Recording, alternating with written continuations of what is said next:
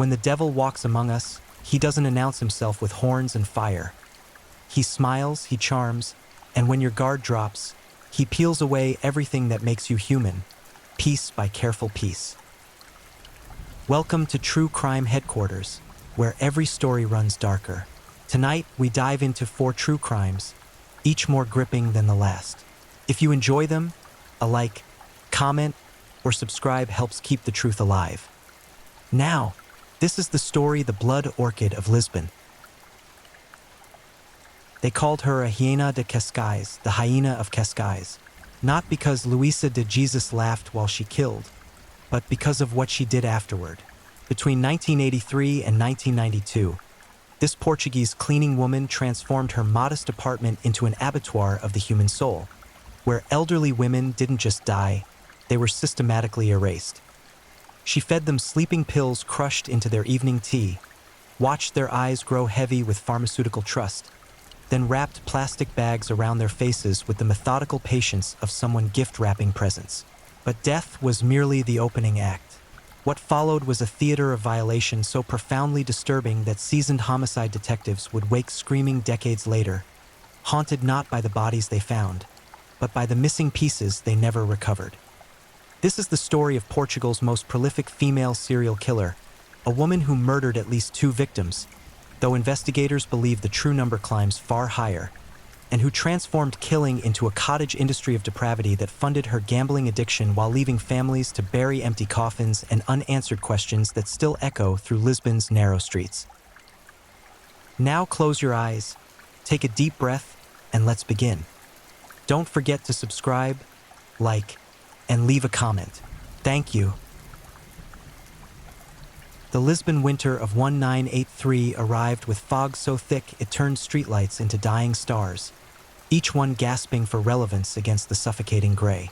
Along the coastal stretch where Cascais meets the Atlantic, the wealthy elderly clung to their seaside villas like barnacles, desperate to maintain independence even as age chipped away at their dignity one forgotten name at a time. Into this world of fading grandeur and mounting desperation walked Luisa de Jesus, a 43-year-old cleaning woman whose unremarkable face and disarming smile made her invisible in the way servants throughout history have perfected, present but unnoticed, trusted but unexamined. She moved through the homes of Portugal's aging elite with practiced efficiency, her hands scrubbing floors that hadn't seen dirt in decades, her voice offering comfort to women whose own children visited less frequently than their accountants. Luisa understood something fundamental about loneliness. It makes people careless. It makes them grateful for any human contact, even from someone they pay by the hour. It makes them vulnerable in ways that have nothing to do with unlocked doors or hidden jewelry boxes. What none of these elderly women understood, what they couldn't possibly fathom as they watched this pleasant-faced woman dust their photographs and iron their linens, was that Luisa de Jesus had discovered something intoxicating about proximity to death. Not the theatrical violence of passion or rage, but the quiet, almost bureaucratic efficiency of calculated murder. She had learned that killing could be gentle if you approached it correctly, that it could even appear merciful. Her method revealed a mind that understood human psychology with predatory precision. Luisa would first cultivate absolute trust, spending months becoming indispensable to her victims. She learned their routines, their fears, their pill schedules, their family dynamics. She memorized which children called weekly versus monthly, which neighbors paid attention, which days the mail carrier came early. She transformed herself from employee to confidant, from cleaning woman to surrogate daughter, filling the emotional voids that aging and isolation had carved into these women's lives. Maria Adelaide Bodo Ribeiro was 78 years old when Luisa de Jesus entered her life in early 1983.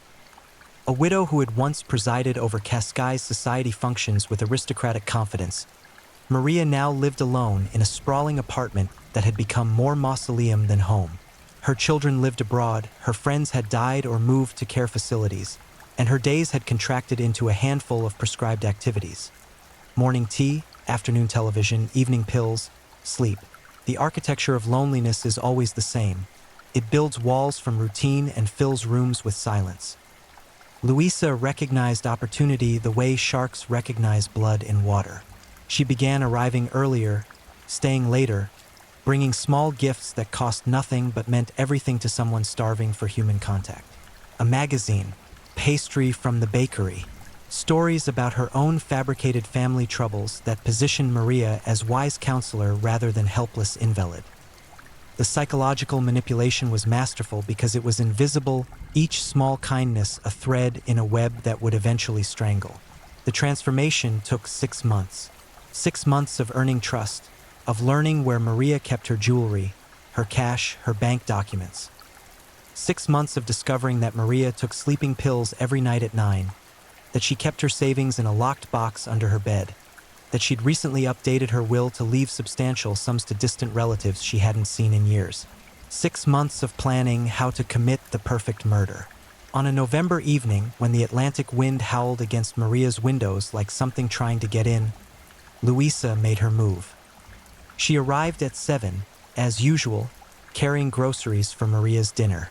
She prepared the evening meal with care, crushed 6 sleeping pills into the chamomile tea she knew Maria would drink before bed, then sat and chatted pleasantly about nothing while waiting for chemistry to do its work. The pills acted faster than Luisa expected. Maria's words began slurring mid-sentence, her head bobbing as consciousness flickered like a candle in wind. Luisa watched with clinical detachment as the old woman tried to stand, confused by her body's betrayal, then collapsed back into her chair with the helpless finality of a marionette with cut strings. What happened next was performed with such calm efficiency that it suggested practice, though investigators would never determine if Maria was truly Luisa's first victim or merely the first one discovered. Luisa retrieved a plastic shopping bag from her purse, approached the semi-conscious woman, and pulled it over Maria's head with the casual confidence of someone putting a cover on a birdcage. She twisted the bag tight around Maria's neck and held it there, watching the plastic fog with each increasingly desperate breath, watching the old woman's hands flutter weakly before going still, watching life drain away with the same expression someone might wear while waiting for water to boil. The suffocation took 4 minutes. 4 minutes of plastic crackling and muffled gasping. 4 minutes during which Luisa never looked away, never flinched, never showed any emotion beyond mild curiosity about how long the process would take. When Maria's body finally went limp, Luisa waited another full minute, still holding the bag in place, making absolutely certain. Only then did she remove the plastic, smooth Maria's hair back into place, and arrange her body in the chair to look like she'd simply fallen asleep. But Luisa de Jesus wasn't finished. Not even close. What separated her from other killers, what elevated her crimes from murder into something far more disturbing, was what came next. She didn't flee. She didn't panic. Instead, she spent the next 3 hours methodically looting Maria's apartment with the thoroughness of a professional estate liquidator. She found the lockbox under the bed and pried it open with a kitchen knife, extracting nearly 2 million escudos in cash, roughly $10,000, a fortune to a cleaning woman earning poverty wages. She rifled through drawers and jewelry boxes, pocketing rings, necklaces, bracelets, anything that glittered with resale value. She rolled up small paintings, collected silver candlesticks, emptied out a china cabinet of pieces that might fetch money at pawn shops. Then came the part that would later make even hardened investigators physically ill. Luisa returned to Maria's body and began removing the jewelry the old woman was still wearing. Rings that wouldn't slide off swollen arthritic fingers, she worked at with soap and patience. A necklace with a clasp stuck in gray hair, she cut free with scissors.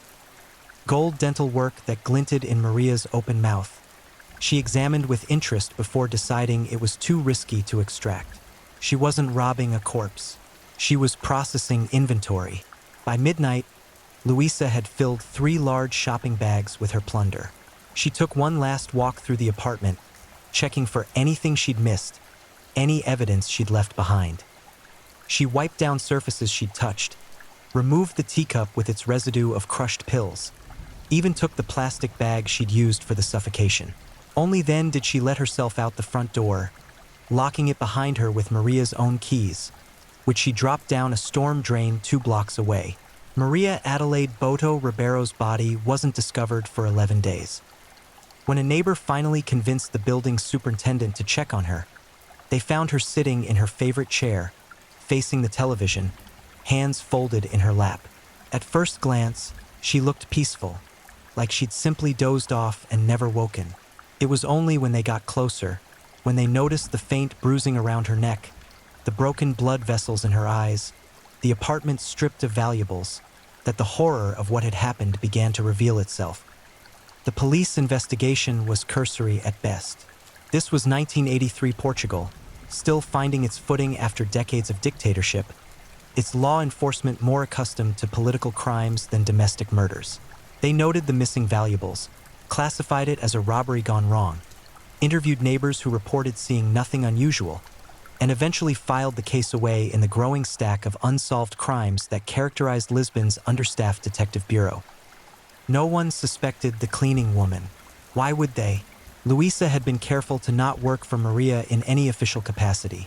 No contracts, no tax records, just occasional help that Maria paid for in cash. No paper trail, no connection. Just another aging widow who'd been robbed and killed by unknown assailants in a city where such tragedies were becoming increasingly common. Luisa de Jesus took her stolen money and jewelry and disappeared into Lisbon's sprawling anonymity. But she didn't disappear for long. She'd discovered something about herself during those 4 minutes of watching Maria die.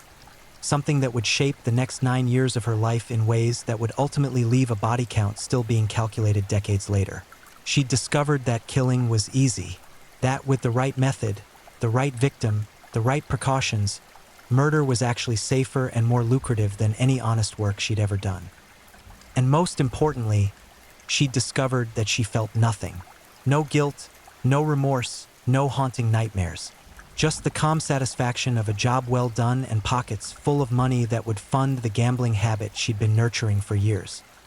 Maria Adelaide Bodo Ribeiro was dead.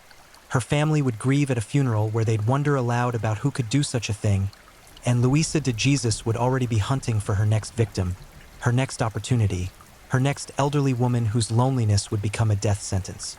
The hyena of Cascais had tasted blood, and she'd found it delicious. The fog rolled in heavier that winter, turning Lisbon's streets into a maze where people disappeared into gray nothing just steps from their own front doors. Somewhere in that fog, Luisa de Jesus was smiling, already planning her next act of careful, calculated horror. The angel of mercy with blood on her hands had found her calling, and she was just getting started. Gambling addiction operates according to its own merciless mathematics, a formula where every win only increases the debt, every loss only deepens the need for one more bet, one more card, one more chance to break even. By 1984, Luisa de Jesus had burned through Maria Ribeiro's stolen fortune with the efficiency of gasoline poured on fire. The casinos of Estoril knew her face, her desperation, the way her hands trembled when she placed chips on tables that always took more than they gave. She needed money, not wanted, needed. The kind of need that makes reasonable people take unreasonable risks, that transforms normal human beings into creatures guided purely by appetite. But Luisa had already crossed the threshold that separates the desperate from the predatory. She'd killed once and gotten away with it completely, had watched an old woman suffocate and felt nothing but impatience for it to be finished. That crossing changes something fundamental in the human psyche, breaks a barrier that, once shattered, can never be reconstructed. She began hunting again, though she wouldn't have used that word. In her mind, she was simply solving a financial problem using methods that happened to involve death. The psychological compartmentalization was complete. She didn't see herself as a killer, merely as someone who discovered an efficient way to generate income in a society that offered women like her nothing but poverty wages and arthritic knees from scrubbing other people's floors. Her victim selection showed increasingly sophisticated criminal thinking. She avoided anyone with attentive family members, anyone whose disappearance would trigger immediate investigation. She targeted the forgotten ones, elderly women with distant relatives, with friends who'd already died, with lives that had contracted into such small orbits that their absence might not be noticed for weeks. She haunted places where lonely old women congregated, churches, clinics, government offices where they came to manage their pensions. She became a chameleon, adapting her approach to each potential victim's psychology. For religious women, she became devout and helpful, offering to run errands after Mass. For sick women, she became a volunteer caregiver, someone who understood medication schedules and doctor appointments. For wealthy women, she became the daughter they'd lost touch with, filling emotional voids with practiced empathy that cost her nothing and gained her everything. Investigators would later struggle to establish Luisa's exact victim count because her crimes left such minimal evidence, and because so many of her targets were women whose deaths might easily be attributed to natural causes. But they would confirm at least one more victim from this period, and strongly suspect several others whose deaths shared disturbing similarities. Deolinda das Dores Aguiar was 81 years old when Luisa found her in 1987. She lived alone in a cramped apartment in Lisbon's Alfama district, where narrow medieval streets created a labyrinth that swallowed sound and kept secrets. Deolinda's husband had died 20 years earlier, her children had emigrated to Brazil and France, and she survived on a modest pension that barely covered rent and food. She was, in every meaningful way, invisible, the kind of old woman that cities like Lisbon produce by the thousands, people whose entire existence can fit in a single room and whose death might not be noticed until the smell becomes unavoidable. Luisa met her at a clinic where both had been waiting for hours in the particular purgatory of Portugal's public health system. They struck up a conversation about nothing, about the weather and the cost of bread and how the city wasn't what it used to be. Luisa mentioned she did cleaning work, that she was looking for more clients, that she charged very reasonable rates. Deolinda, whose apartment had been steadily deteriorating as her ability to maintain it declined, mentioned she might be interested. The hook was set. Within 2 weeks, Luisa was visiting Deolinda 3 times a week, cleaning but also shopping, cooking, managing bills, becoming the infrastructure upon which this old woman's continued independence depended. She was patient this time, knowing that trust takes time to cultivate fully, that rushing leads to mistakes and mistakes lead to prison. For months into their arrangement, Luisa had mapped every detail of Deolinda's life. She knew the old woman kept her savings, nearly 500,000 escudos, sewn into the lining of an old coat in her closet. She knew Deolinda's pension check arrived on the 5th of every month. She knew the neighboring apartments were occupied by a deaf elderly man and a young couple who worked night shifts. She knew that Deolinda's children called once a month, always on Sundays, always briefly. She knew, in other words, that Deolinda das Dores Aguiar could disappear for weeks before anyone noticed. The murder happened on a Tuesday evening in March, when Atlantic rain hammered Lisbon's tile roofs and flooded the ancient drainage systems until streets became rivers. Luisa arrived at 7 with groceries and the warm smile that Deolinda had learned to associate with safety and companionship. They had dinner together, soup that Luisa had prepared, bread from the corner bakery, wine that Luisa had brought as a gift. The wine contained enough crushed sleeping pills to tranquilize a horse. Deolinda made it halfway through her second glass before her speech began to slur, before her head started to droop, before confusion clouded her rheumy eyes as she tried to understand why the room was spinning. She tried to stand, knocking over her wine glass, reaching out for the table edge but missing, crumpling to the kitchen floor with a sound like breaking sticks. Luisa watched her fall without moving to help. She finished her own dinner first, methodically chewing and swallowing while Deolinda lay twitching on the tile floor, semi-conscious and completely helpless. Only when Luisa had cleaned her plate, rinsed it in the sink, and dried it did she finally approach the dying woman. She'd brought a rope this time. The plastic bag method worked, but it was risky. It could tear, it left distinctive marks, it required close physical contact. Rope was cleaner, more reliable. Luisa knelt beside Deolinda, looped the rope around her neck, and pulled with steady, even pressure. The old woman's eyes flew open, animal panic briefly overriding the pharmacological fog. Her hands clutched at the rope, fingers too weak and uncoordinated to accomplish anything. Her mouth opened and closed like a fish drowning in air. Her legs kicked feebly against the floor, heels drumming a futile rhythm of resistance. Luisa watched it all with the detached interest of someone observing a scientific experiment. She noted how long the struggling lasted. Nearly 2 minutes this time, longer than Maria, probably because Deolinda was in better physical condition.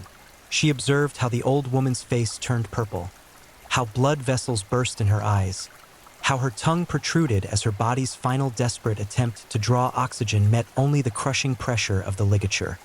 When Deolinda finally went still, Luisa maintained pressure for another full minute, making absolutely certain. She'd read somewhere that people could revive from strangulation if you released too soon, and she wasn't about to make that mistake. Only when she was completely satisfied that death had occurred did she remove the rope, coil it carefully, and place it back in her bag. Then came the looting, performed with the same systematic efficiency as before. She found the coat with its hidden savings, cut open the lining, extracted the bills. She went through drawers and cabinets, taking anything of value, some silver cutlery, a few pieces of modest jewelry, an old radio that might fetch a few escudos at a flea market. She even took the food she'd brought for dinner, waste not, want not. But this time, Luisa's depravity descended to new depths. After stripping the apartment of valuables, she returned to Deolinda's body and began removing the old woman's gold dental work. She'd noticed it during their dinners together, several gold crowns and a bridge that represented real value. Using a pair of pliers from under the kitchen sink, Luisa forced open the dead woman's jaw and began working at the dental fixtures, twisting and pulling until they came free with wet, grinding sounds. The process took 20 minutes and left Deolinda's mouth a ruin of broken teeth and bloody gums. But Luisa had extracted several grams of gold that she could sell to unscrupulous dealers who wouldn't ask questions about provenance. She rinsed the bloody dental work in the sink, dried it on a kitchen towel, and dropped it into her bag along with the rest of her plunder. Before leaving, Luisa took one additional precaution that showed how her criminal methodology was evolving. She partially dressed Deolinda, dragged her body to the bed, and positioned her under the covers as if she died naturally in her sleep.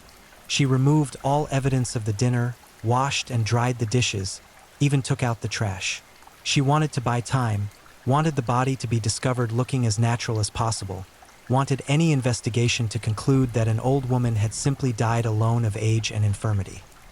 She let herself out into the rain, pulled her coat tight against the cold, and disappeared into Alfama's maze of narrow streets where the stone walls had witnessed 1,000 years of secrets and would keep one more without complaint.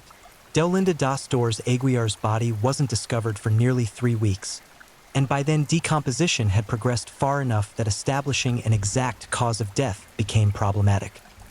The police noted the missing valuables, the disturbed dental work, the general signs of robbery, but without clear evidence of homicide, without witnesses, without any leads pointing to a specific suspect, the investigation stalled. Deolinda became another statistic in Lisbon's growing file of elderly victims, her death attributed to robbery and probable heart failure, her case gradually buried under the avalanche of newer crimes that demanded attention. Luisa de Jesus had killed twice and remained completely undetected. The pattern was established, the formula proven.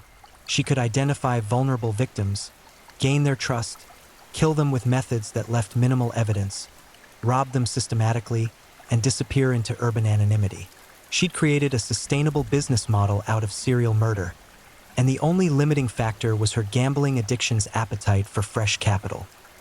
Over the next 5 years, Luisa would repeat this pattern with variations that demonstrated increasing confidence and decreasing caution. She killed women in their 70s and 80s, women who lived alone, women whose deaths could plausibly be explained by natural causes. She used pills, suffocation, strangulation, sometimes combinations of all three. She stole money, jewelry, electronics, anything portable with resale value. And increasingly, she mutilated her victims' mouths, extracting gold dental work with such regularity that it became her signature, the detail that would eventually help police connect cases they'd previously treated as unrelated. But in 1987, as Luisa walked away from Deolinda's apartment with pockets full of stolen money and a bag containing gold teeth, she believed herself untouchable. She'd convinced herself that she was smarter than the police, more careful than other criminals, protected by a combination of intelligence and luck that would allow her to continue indefinitely. What she didn't understand, what she couldn't possibly foresee, was that predators always make mistakes eventually. That the more you kill, the greater the odds that one piece of evidence, one witness, one small oversight will unravel everything. That the mathematics of murder always trend toward exposure given enough repetitions. The hyena of Cascais was still hunting, still killing, still accumulating victims at a rate that would eventually shock a nation. But the endgame was approaching, the moment when her careful methodology would collide with chance and consequence. The killing floor was slippery with blood, and even the most sure-footed predator eventually loses their balance. By 1990, Luisa de Jesus had transformed murder into routine, a job she performed with the same workmanlike efficiency other people brought to filing paperwork or stocking shelves. The psychological distance between her crimes and her conscience had expanded into a chasm so vast that she could strangle an old woman in the evening and sleep soundly that same night, dreamless and undisturbed. The capacity for remorse had been so thoroughly excised from her psychology that she'd become something fundamentally different from other human beings. Not quite a monster, but no longer entirely human either. Her gambling addiction had metastasized into full-blown compulsion, the kind that consumes every waking thought and transforms all other activities into mere interruptions between casino visits. She'd graduated from slot machines to high-stakes card games, chasing losses with borrowed money, feeding the hunger that never satisfied but only grew more demanding with each feeding. The stolen money from her victims would last days or weeks at most before the tables took it all, leaving her broke and desperate and already planning the next murder. The victim count remains uncertain even now, decades after Luisa's arrest and trial. Police would eventually confirm 2 murders with absolute certainty, but investigators strongly suspected at least 4 more and possibly as many as 8. The challenge lay in Portugal's inconsistent record-keeping for elderly deaths, the tendency to attribute mortality among the very old to natural causes without extensive investigation, and Luisa's methodology, which deliberately mimicked natural death. What is certain is that between 1987 and 1992, multiple elderly women in Lisbon and surrounding areas died under circumstances that shared disturbing similarities. They lived alone, they'd recently hired a cleaning woman matching Luisa's description, they died suddenly after exhibiting signs of unusual drowsiness, their homes were stripped of valuables, and their mouths bore evidence of crude dental extraction. Each case was investigated separately by different departments, and the connections went unnoticed until much later, after the pattern had become undeniable. The third victim police would eventually confirm was Rosa Maria Pereira, a 76-year-old retired schoolteacher who lived in a modest apartment in Benfica. Unlike Luisa's previous victims, Rosa was not entirely isolated. She had a niece who visited every few weeks and a neighbor who checked on her regularly. But Rosa was also proud, fiercely independent, and determined to maintain her autonomy despite declining health. She'd recently broken her hip, making mobility difficult, and her doctor had recommended hiring help for daily tasks. Luisa found her through a posting at a local church, one of those handwritten notes on a community bulletin board that desperate people use to find domestic workers without the expense and formality of agencies. The note read, "Elderly woman seeks assistant for light housekeeping and errands. Must be trustworthy and patient. Reasonable wages." It might as well have been a personal invitation. Their first meeting was at Rosa's apartment on a gray February afternoon when wind rattled the windows and made the old building creak like a ship at sea. Rosa answered the door leaning on a cane, her body bent at an angle that spoke to chronic pain and deteriorating bone density. She looked Luisa over with the practiced skepticism of someone who'd spent decades evaluating students and learning to distinguish liars from truth-tellers. But Luisa had perfected her disguise over years of practice. She presented herself as a middle-aged widow fallen on hard times, someone who needed work but also understood the dignity and respect elderly people deserved. She asked about Rosa's hip, her family, her life as a teacher. She listened with apparent fascination to stories about students from decades past, laughed at appropriate moments, expressed sympathy when Rosa's narrative turned to loss and loneliness. By the time their conversation ended, Rosa had hired her for 3 days a week. The manipulation was complete before it had even really begun.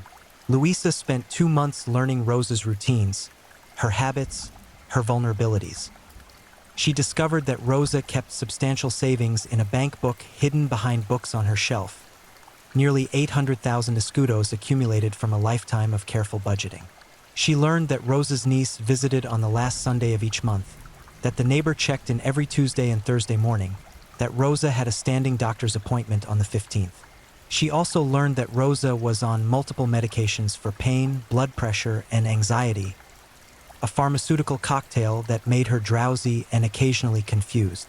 It would be easy to add a few more pills to that regimen, easy to blur the line between prescribed sedation and fatal overdose. The murder took place on a Wednesday in April, strategically timed between the neighbor's Tuesday visit and Rosa's Friday doctor's appointment. Luisa arrived at noon with lunch, soup and bread from a nearby cafe, along with Rosa's favorite dessert, a slice of bolo de arroz that Luisa had purchased but claimed to have baked herself. Hidden in the cake were 10 crushed sleeping pills, enough barbiturates to stop a heart already struggling with age and medication. Luisa watched Rosa eat every bite, encouraging her with compliments about her appetite, chatting pleasantly about nothing while waiting for the chemicals to take effect. Rosa made it halfway through her afternoon television program before her chin dropped to her chest, before the book she'd been holding slipped from her hands, before her breathing became shallow and irregular.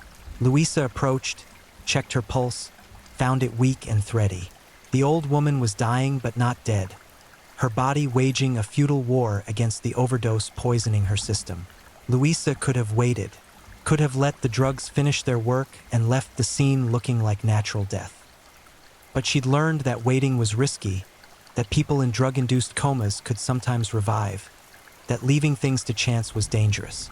She wanted certainty, control, the absolute guarantee that her victim wouldn't survive to identify her. She retrieved a pillow from Rosa's bedroom, returned to the living room where the semi-conscious woman was slumped in her chair, and pressed it over her face with both hands. Rosa's body jerked once, twice, her hands fluttering up in weak protest before falling away. Her legs kicked feebly against the floor. Her chest heaved as her lungs fought for air that would never come. Luisa maintained pressure for 3 full minutes, long after Rosa's body had gone limp, long after any chance of survival had passed. When she finally removed the pillow, Rosa's face was blue, her eyes open and bloodshot, her mouth frozen in a final silent gasp. Luisa positioned her more naturally in the chair, closed her eyes, arranged her clothing. From across the room, she looked like she might be sleeping. The looting that followed was thorough and unhurried. Luisa found the bank book, pocketed it along with Rosa's identification documents. She went through jewelry boxes, took several gold rings and a pearl necklace. She found cash hidden in various locations throughout the apartment, in books, in clothing drawers, in a coffee tin in the kitchen, and took all of it. Then came the dental work. Luisa had refined her technique by now, developed a method that was faster and more efficient. She forced open Rosa's jaw, used her pliers to grip each gold crown and bridge, twisted and pulled until they came free. The sounds were wet and crunching, like breaking celery in a butcher shop. Blood pooled in Rosa's mouth and ran down her chin, but Luisa worked with the focused intensity of someone performing routine maintenance. She collected 4 gold crowns and a substantial bridge, rinsed them in the kitchen sink, dried them carefully, and added them to her growing collection. The gold would be melted down and sold to dealers who specialized in such transactions, people who'd learned not to ask questions about the occasional fleck of dried blood or fragment of gum tissue that accompanied the precious metal. Before leaving, Luisa staged the scene one final time. She moved Rosa's body to the bed, positioned her as if she'd simply lain down for a nap and never awakened.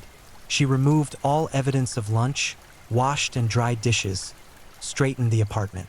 She wanted the discovery to look like natural death, an old woman whose heart had finally given out, a tragedy but not a crime. She left carrying 2 shopping bags full of stolen property, walked 3 blocks to a bus stop, rode across the city to a neighborhood where nobody knew her, and began converting her stolen goods into cash that would be gone within a week, fed into slot machines and card tables in her endless, futile attempt to break even. Rosa Maria Pereira's body was discovered by her niece on Sunday, for days after the murder. The death was initially attributed to heart failure complicated by her medications, a reasonable conclusion for someone of her age and medical history. It was only when the niece, while going through Rose's belongings, noticed the missing bank book and jewelry that police were called to investigate a possible robbery. The responding officers noted the disturbed dental work, the missing valuables, the vague timeline of death. They filed a report, cataloged the crime scene photos, and added Rose's case to the growing stack of unsolved robberies of elderly victims. But they didn't connect it to Maria Ribeiro's death 9 years earlier, or to Deolinda Aguiar's death 3 years before that. The cases were in different districts, handled by different detectives, filed in different systems. The pattern remained invisible because nobody was looking for one. But patterns have a way of asserting themselves regardless of whether anyone's paying attention. In police departments across Lisbon, separate files were accumulating details that, if viewed together, would have revealed an unmistakable signature. Elderly women, living alone, found dead with missing valuables and mutilated mouths. Cleaning women who'd worked for them briefly before disappearing. The pieces were all there, scattered across multiple investigations, waiting for someone to assemble them into a coherent picture. That assembly wouldn't happen for another 2 years. 2 more years during which Luisa de Jesus would continue hunting, continue killing, continue extracting her toll from Portugal's forgotten elderly population. 2 more years during which families would grieve, detectives would shrug at unsolvable cases, and the hyena of Cascais would prowl the streets of Lisbon with impunity. But the mathematics of serial murder were working against her with every repetition. Each victim increased the odds of a witness, a mistake, a piece of evidence that would crack the case open. Each crime left traces, however minimal, however easily overlooked. Each murder brought her incrementally closer to the moment when her careful methodology would collide with chance and consequence. That moment was approaching faster than Luisa realized. Her confidence had grown into arrogance. Her caution had eroded into carelessness. She'd begun taking risks that earlier, more careful versions of herself would have recognized as dangerous. She was killing more frequently, targeting victims with less isolation, spending stolen money more conspicuously. The web was tightening, though she couldn't yet feel its strands. Somewhere in Lisbon's labyrinth of police departments and detective bureaus, someone would eventually notice the pattern. Someone would start asking questions, pulling files, connecting cases. Someone would speak the name Luisa de Jesus in the context of murder, and everything she'd built over 9 years of careful predation would collapse in a matter of hours. The endgame had begun. The hyena of Cascais was still hunting, but she'd become the hunted without realizing it. Justice was slow, but it was coming, grinding forward with the inexorable patience of stones worn smooth by water. The killing floor was growing slippery, and the predator who'd walked it with such confidence was about to lose her footing. The human mind is extraordinarily skilled at seeing what it expects to see and remaining blind to patterns that challenge its assumptions. For nearly a decade, Portuguese police had investigated numerous deaths and robberies of elderly women without recognizing that many of them shared a common perpetrator. Each case was filed separately, investigated by different departments, closed when leads dried up. The pattern existed, but it remained invisible because nobody was looking at the right scale. Nobody had stepped back far enough to see the forest instead of individual trees. That began to change in late 1991, when a young detective named Paulo Rodrigues was assigned to review cold cases in Lisbon's Central District. It was meant to be punishment for some minor professional infraction, busy work designed to keep him away from active investigations. Instead, it would crack open one of Portugal's most disturbing serial murder cases and expose a predator who'd been operating in plain sight for years. Rodrigues was methodical in ways that his colleagues found tedious. He created spreadsheets, cross-referenced dates and locations, built timelines that most detectives considered a waste of resources on cases that would never be solved. But it was precisely this obsessive attention to detail that allowed him to see what others had missed. He noticed that over the past 8 years, 17 elderly women in Lisbon and surrounding areas had died under circumstances involving robbery and unusual trauma to their mouths. 17 cases across different districts, different years, different investigating officers. Individually, they looked like opportunistic crimes against vulnerable victims. Collectively, they suggested something far more sinister. Rodriguez began pulling files, studying crime scene photographs, interviewing family members of the deceased. The pattern crystallized with each new detail. The victims were all between 70 and 85 years old. All lived alone. All had recently hired domestic help, usually cleaning women found through informal channels, church bulletin boards, word of mouth, classified ads. All died with suspicious levels of sedatives in their systems when toxicology had been performed. All had their homes stripped of valuables, and all bore evidence of crude dental extraction. Their mouths violated in ways that served no purpose except to harvest gold fillings and crowns. The dental mutilation was the signature that convinced Rodriguez he was looking at serial murders rather than coincidental robberies. This wasn't the work of random thieves opportunistically stealing from the dead. This was a deliberate, repeated pattern performed by someone who'd developed a specific methodology and refined it through practice. He brought his findings to his superior, Detective Inspector Maria Santos, a 20-year veteran who'd seen enough horror to recognize it when presented with evidence. She reviewed Rodriguez's files, studied the photographs, and within an hour authorized a full task force investigation. By the end of that week, detectives across Lisbon were being briefed on a serial killer who'd been operating undetected for nearly a decade. The breakthrough came from an unexpected direction. One of the victims' families, the niece of Rosa Maria Pereira, had kept meticulous records of her aunt's finances and personal effects. She'd also kept the name and phone number of the cleaning woman Rosa had hired shortly before her death, a detail that hadn't seemed significant at the time but which she'd preserved in her aunt's address book. The name was Luisa de Jesus. The phone number led to a boarding house in Graca where Luisa had lived intermittently over the past several years. The landlady remembered her well.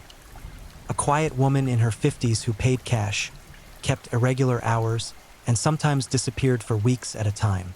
The landlady also remembered that Luisa had frequently returned to the boarding house carrying shopping bags filled with items that seemed inconsistent with her stated poverty. Jewelry, small electronics, silverware. Armed with a name and description, detectives began canvassing the families of other victims. 3 more confirmed that their deceased relatives had hired a cleaning woman matching Luisa's description shortly before their deaths.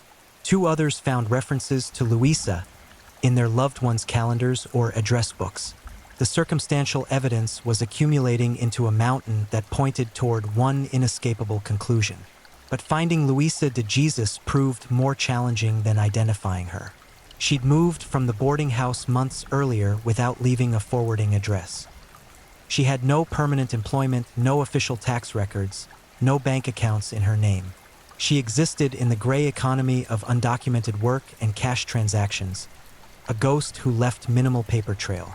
The task force began surveillance of locations where Luisa was known to frequent: casinos, pawn shops, churches where elderly congregants might need domestic help.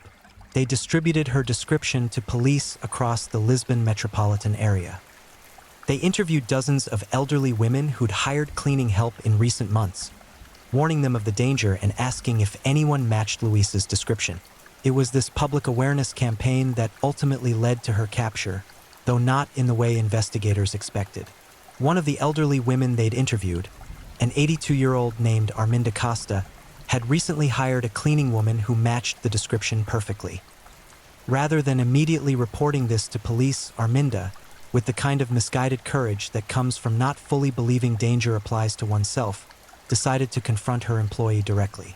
On a Tuesday morning in February 1992, when Luisa arrived for her scheduled cleaning shift, Arminda met her at the door with accusations and questions. Had Luisa worked for the women who died? Did she know anything about the robberies? Why did she match the description police were circulating? For 9 years, Luisa de Jesus had maintained perfect composure in the face of her crimes. She'd killed without panic, looted without remorse, disposed of evidence with methodical care.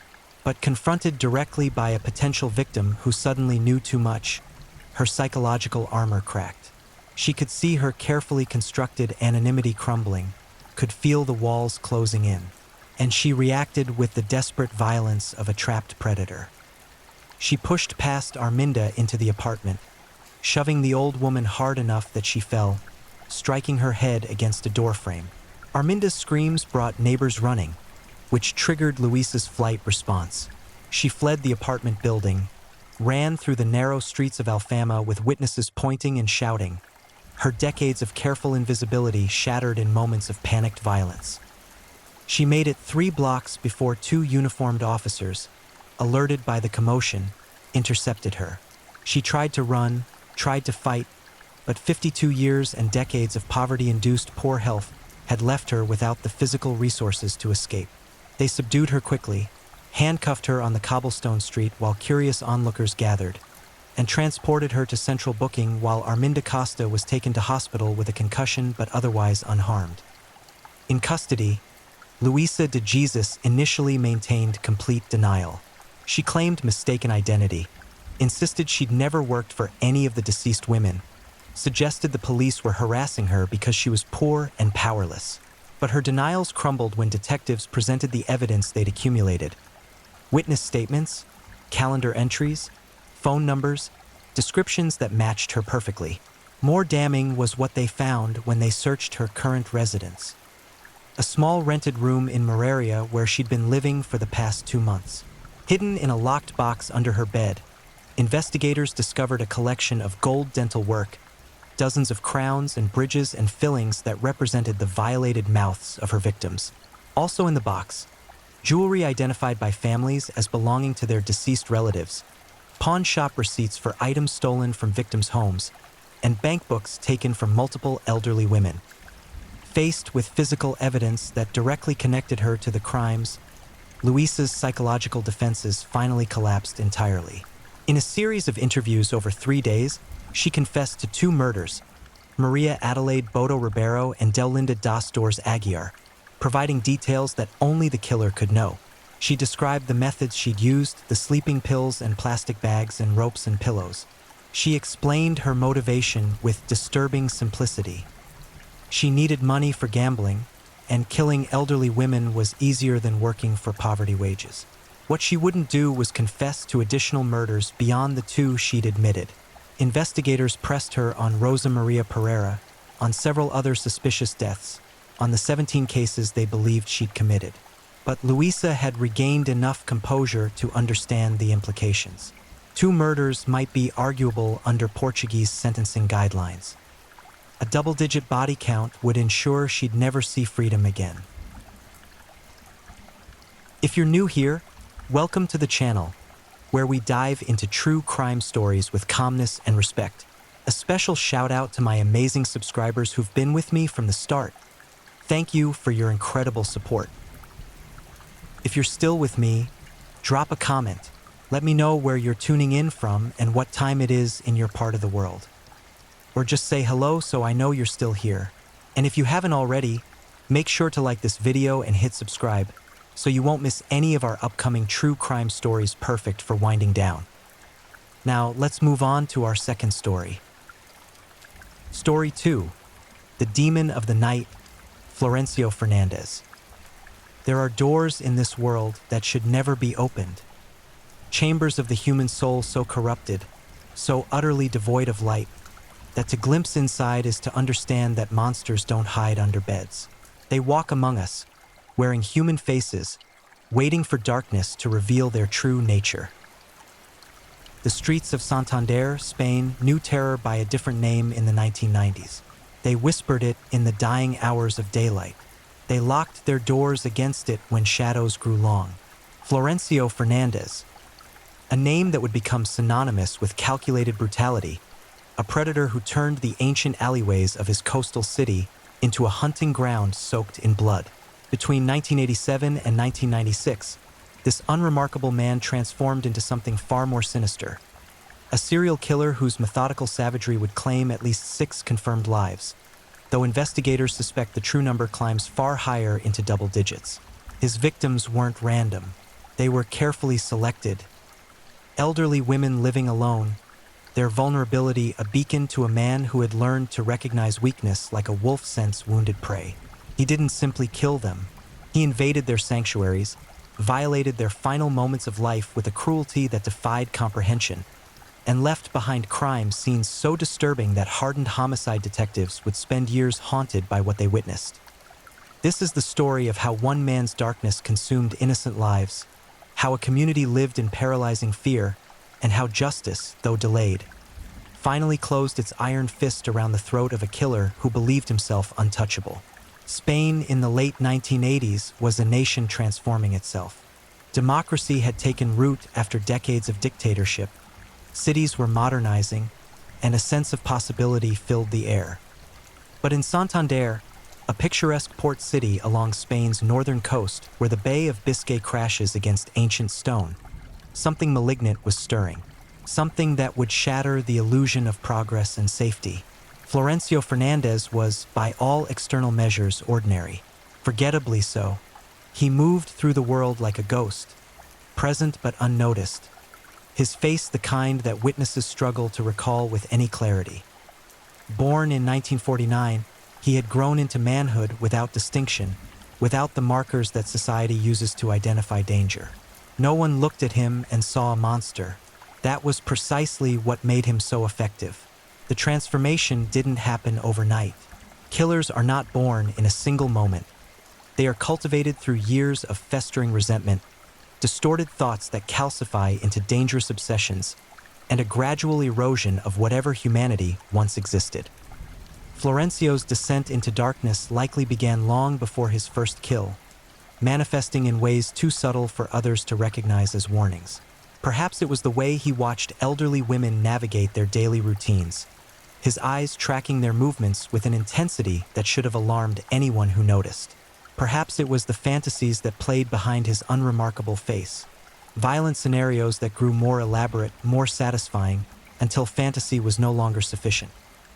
His first confirmed victim was discovered in 1987, though the exact date remains shrouded in the incomplete records and initial investigative confusion that would plague this case for years. What is known paints a picture of methodical horror. She was an elderly woman, living alone in a modest apartment in one of Santander's older neighborhoods, the kind of building where neighbors once knew each other's names, where doors had been left unlocked in simpler times. Those days were ending. Florencio's method revealed a chilling intelligence. He didn't strike randomly or in passion. He planned. He studied his victims' routines with the dedication of a doctoral student, learning when they were most vulnerable, when neighbors would be absent, when screams might go unheard. He identified women who lived in isolation, widows whose children had moved away, spinsters whose friends had died before them, women society had rendered invisible through age and circumstance. To the world, they were already halfway to forgotten. To Florencio, they were perfect. The attack followed a pattern that would become his signature, though investigators wouldn't recognize it as such until multiple bodies had been discovered. He gained entry through deception, sometimes posing as a utility worker, other times exploiting an unlocked door or window, occasionally using his utterly forgettable appearance to his advantage. Once inside, the pretense evaporated. The monster emerged. What happened in those apartments transcended simple murder. Florencio didn't kill quickly or cleanly. He savored the experience.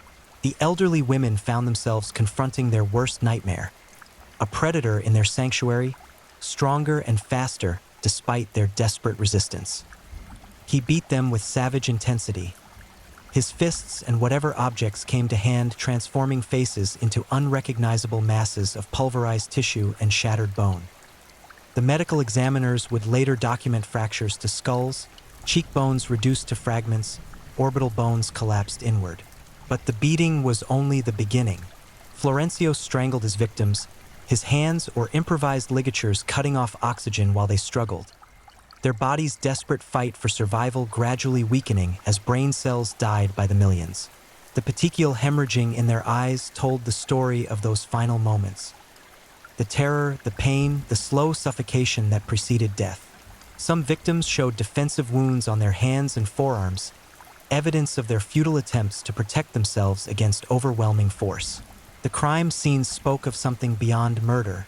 They whispered of desecration. Florencio frequently ransacked the apartments, not with the frantic haste of a common burglar, but with deliberate thoroughness. He took items of minimal monetary value, jewelry that held sentimental rather than financial worth, small amounts of cash, personal effects that served as trophies. He was collecting pieces of their lives, souvenirs of his dominance, tangible proof of the power he wielded over life and death. The sexual component of his crimes added another layer of depravity. Several victims showed evidence of sexual assault, their bodies violated even as life fled from them. For Florencio, the murders weren't separate from sexual gratification. They were intertwined, each feeding the other in a cycle of violence that fulfilled some twisted need within his damaged psyche. The first body was discovered when concerned neighbors noticed the smell, that unmistakable sweetness of decomposition that seeps through walls and under doors, announcing death to anyone unfortunate enough to recognize it. When police forced entry, they found a scene that would recur with horrifying regularity over the next 9 years. The apartment was in disarray, possessions scattered, drawers pulled open and rifled through.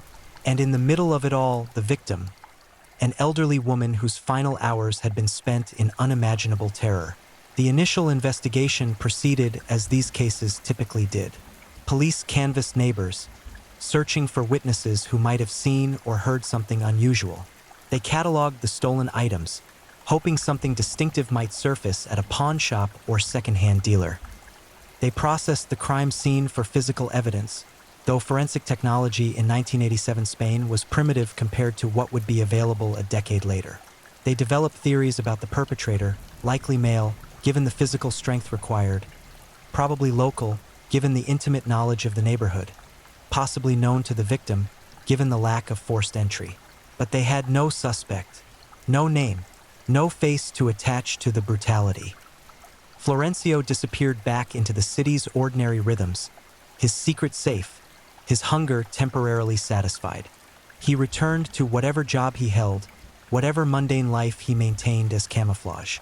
People passed him on the street without a second glance. Neighbors exchanged pleasantries without suspicion. He was nobody, invisible, forgettable, safe. Weeks became months. The investigation grew cold as active leads evaporated.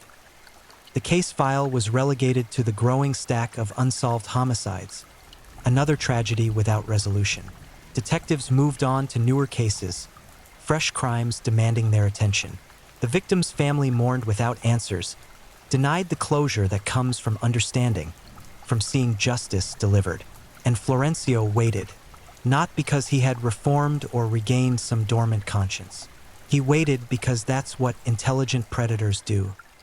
They let the heat dissipate, allow vigilance to relax, wait until the community's heightened awareness fades back to complacency. The hunger never left. It merely hibernated, growing stronger in the darkness, feeding on fantasies of the next hunt. The city of Santander continued its daily life, unaware that a demon walked among them. The cafes filled with their morning crowds. The fishing boats departed and returned with the tides. Children played in the parks while elderly women fed pigeons from park benches, completely oblivious to the predator watching from the shadows, already selecting his next victim. The nightmare was only beginning. Time has a way of revealing patterns invisible in the moment. What appears as isolated tragedy slowly crystallizes into something far more sinister when viewed through the clarifying lens of hindsight. Throughout the late 1980s and into the 1990s, elderly women in Santander were dying, murdered in their homes with a brutality that seemed excessive even for robbery gone wrong. Each case was investigated individually, each victim mourned separately. The connections existed, waiting to be recognized, but institutional blindness and the limitations of pre-digital record-keeping kept the pattern obscured. Florencio's second confirmed victim was discovered 18 months after the first. The delay was strategic, not accidental. He had learned from nature's most successful predators, the ambush hunters who strike, feed, then disappear until hunger calls them back. The cooling-off period served multiple purposes. It allowed police attention to wane. It let the community's guard drop. It gave him time to select his next target with the same meticulous care he'd applied to the first. The second victim was 73 years old, a widow whose husband had died 5 years earlier. She lived in a ground-floor apartment, easier to access, Florencio had noted during his surveillance. Her routine was predictable: morning mass, afternoon shopping at the local market, evenings spent alone with the television providing her only company. She was isolated not by geography but by the slow attrition of age. Friends dead or infirm, children living in distant cities. Her world contracted to a handful of familiar streets and the four walls of her apartment. Florencio watched her for weeks. He noted when lights turned on and off, when she left and returned, when neighbors might be present. He absorbed every detail with the focus of a military strategist planning an invasion. When he finally struck, it was with the confidence of absolute preparation. The attack mirrored the first in its essential elements but revealed an evolution in his methodology. He was learning, refining his technique, becoming more efficient in his brutality. The forced entry was cleaner this time, a window forced open during the brief window when she attended morning mass, leaving him concealed inside when she returned, unsuspecting, to her compromised sanctuary. The violence that followed was even more savage than before. Perhaps emboldened by having escaped detection, perhaps simply giving fuller expression to his sadistic impulses, Florencio beat this victim with sustained ferocity. The autopsy would reveal multiple skull fractures, extensive cranial bleeding, facial bones shattered beyond recognition. Her hands bore defensive wounds, broken fingers from trying to ward off blows, lacerations from desperate attempts to protect her face. She had fought for her life with the determination of someone who refused to surrender easily. The fight lasted longer than Florencio had anticipated. Despite her age, despite the overwhelming physical disadvantage, she struggled with remarkable tenacity. Her screams were muffled by his hands, by the pillow he pressed over her face between strikes. When beating her into submission proved insufficient, he strangled her, his hands encircling her throat, thumbs pressing into the delicate cartilage of her larynx, applying steady pressure while her body convulsed and jerked beneath him. The sexual assault occurred either during or immediately after death. The medical examiner couldn't determine with certainty due to the condition of the body. What was certain was the violation, the final desecration of a woman who had lived 73 years with dignity only to have her last moments consumed by unthinkable horror. Florencio spent considerable time in the apartment after she died. He wasn't rushing, wasn't panicked. He moved through the rooms with deliberate calm, selecting items that appealed to him: jewelry from her dresser, cash from a cookie tin in the kitchen, photographs that showed her in younger years. The theft seemed almost secondary to the violence, as though the robbery was justification he could offer to any questioning part of his psyche, a rational motive to overlay the irrational compulsion. The body was discovered 3 days later when a neighbor noticed newspapers accumulating outside her door. By then, Florencio had returned to his anonymous life, the stolen items hidden or disposed of, the blood washed from his hands but not from his memory. The memories sustained him, replaying in his mind with cinematic clarity during idle moments. The fear in her eyes, the feeling of power as life drained away, the absolute control he'd exercised over another human being's final moments. The police response followed the established pattern. Another elderly victim, another brutal murder, another ransacked apartment. Detectives noted similarities to the earlier case, but without modern databases or computerized cross-referencing, the connections remained speculative rather than definitive. Different detectives worked different cases. Information silos prevented comprehensive pattern recognition. The institutional machinery simply wasn't designed to catch killers who operated patiently across extended timeframes. What the police couldn't see, Florencio understood instinctively. He could continue. The system wasn't sophisticated enough to stop him. His ordinariness was the perfect camouflage. His patience allowed investigative heat to dissipate between strikes. His careful victim selection meant he was preying on people society barely noticed, whose deaths sparked concern but not the aggressive manhunts reserved for younger victims. The third victim came 14 months later, then a fourth. Each murder followed the template he'd established. Elderly woman living alone, isolated from regular social contact, vulnerable to predation. Each attack incorporated lessons learned from previous kills. He became more confident in his approaches, more brutal in his executions, more thorough in his aftermath procedures. The beatings grew more severe. Early victims had been beaten until unconscious. Later victims were beaten far beyond necessity, their faces rendered unrecognizable, skulls fractured into puzzle pieces that medical examiners struggled to reconstruct during autopsies. The strangulations became more prolonged, Florencio savoring the gradual transition from life to death, the decreasing strength of struggles, the moment when resistance finally ceased completely. Crime scenes took on an almost theatrical quality. The disarray seemed purposeful rather than chaotic, as though Florencio was staging scenes for some unseen audience. Items were placed rather than simply discarded. The positioning of bodies suggested deliberation. He was leaving signatures, messages encoded in violence that only he could fully comprehend. By the mid-1990s, a shadow had fallen across Santander's elderly population. Women who had lived independently for decades suddenly felt vulnerable in their own homes. They installed additional locks, joined neighborhood watch programs, avoided answering doors to strangers. The fear was palpable but diffuse. No one could name the threat, identify the predator stalking their community. They only knew that women were dying, murdered in ways that suggested personal malice rather than simple criminal opportunism. Florencio continued hunting. Fifth victim, sixth victim, each murder reinforcing his sense of invincibility, confirming that he existed beyond the reach of consequences.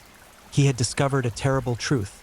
If you prey on those society has already marginalized, if you exercise patience between kills, if you leave behind crime scenes confused enough to prevent clear pattern recognition, you can murder with near impunity. The victims' families demanded answers.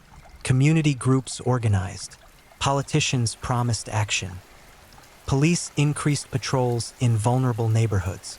But without a suspect, without witnesses, without the forensic capabilities that would later revolutionize criminal investigations, the authorities were fighting shadows. And shadows were where Florencio thrived. He watched the increased police presence with amusement rather than concern. He noted the neighborhood watch groups and adjusted his surveillance accordingly.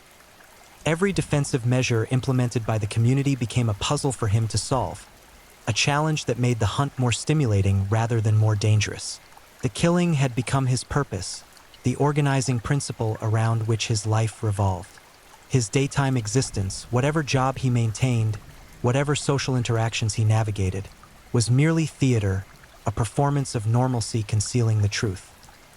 His authentic self only emerged in those apartments, in those moments of absolute power over another human life, when the mask could fall away and the demon could breathe freely.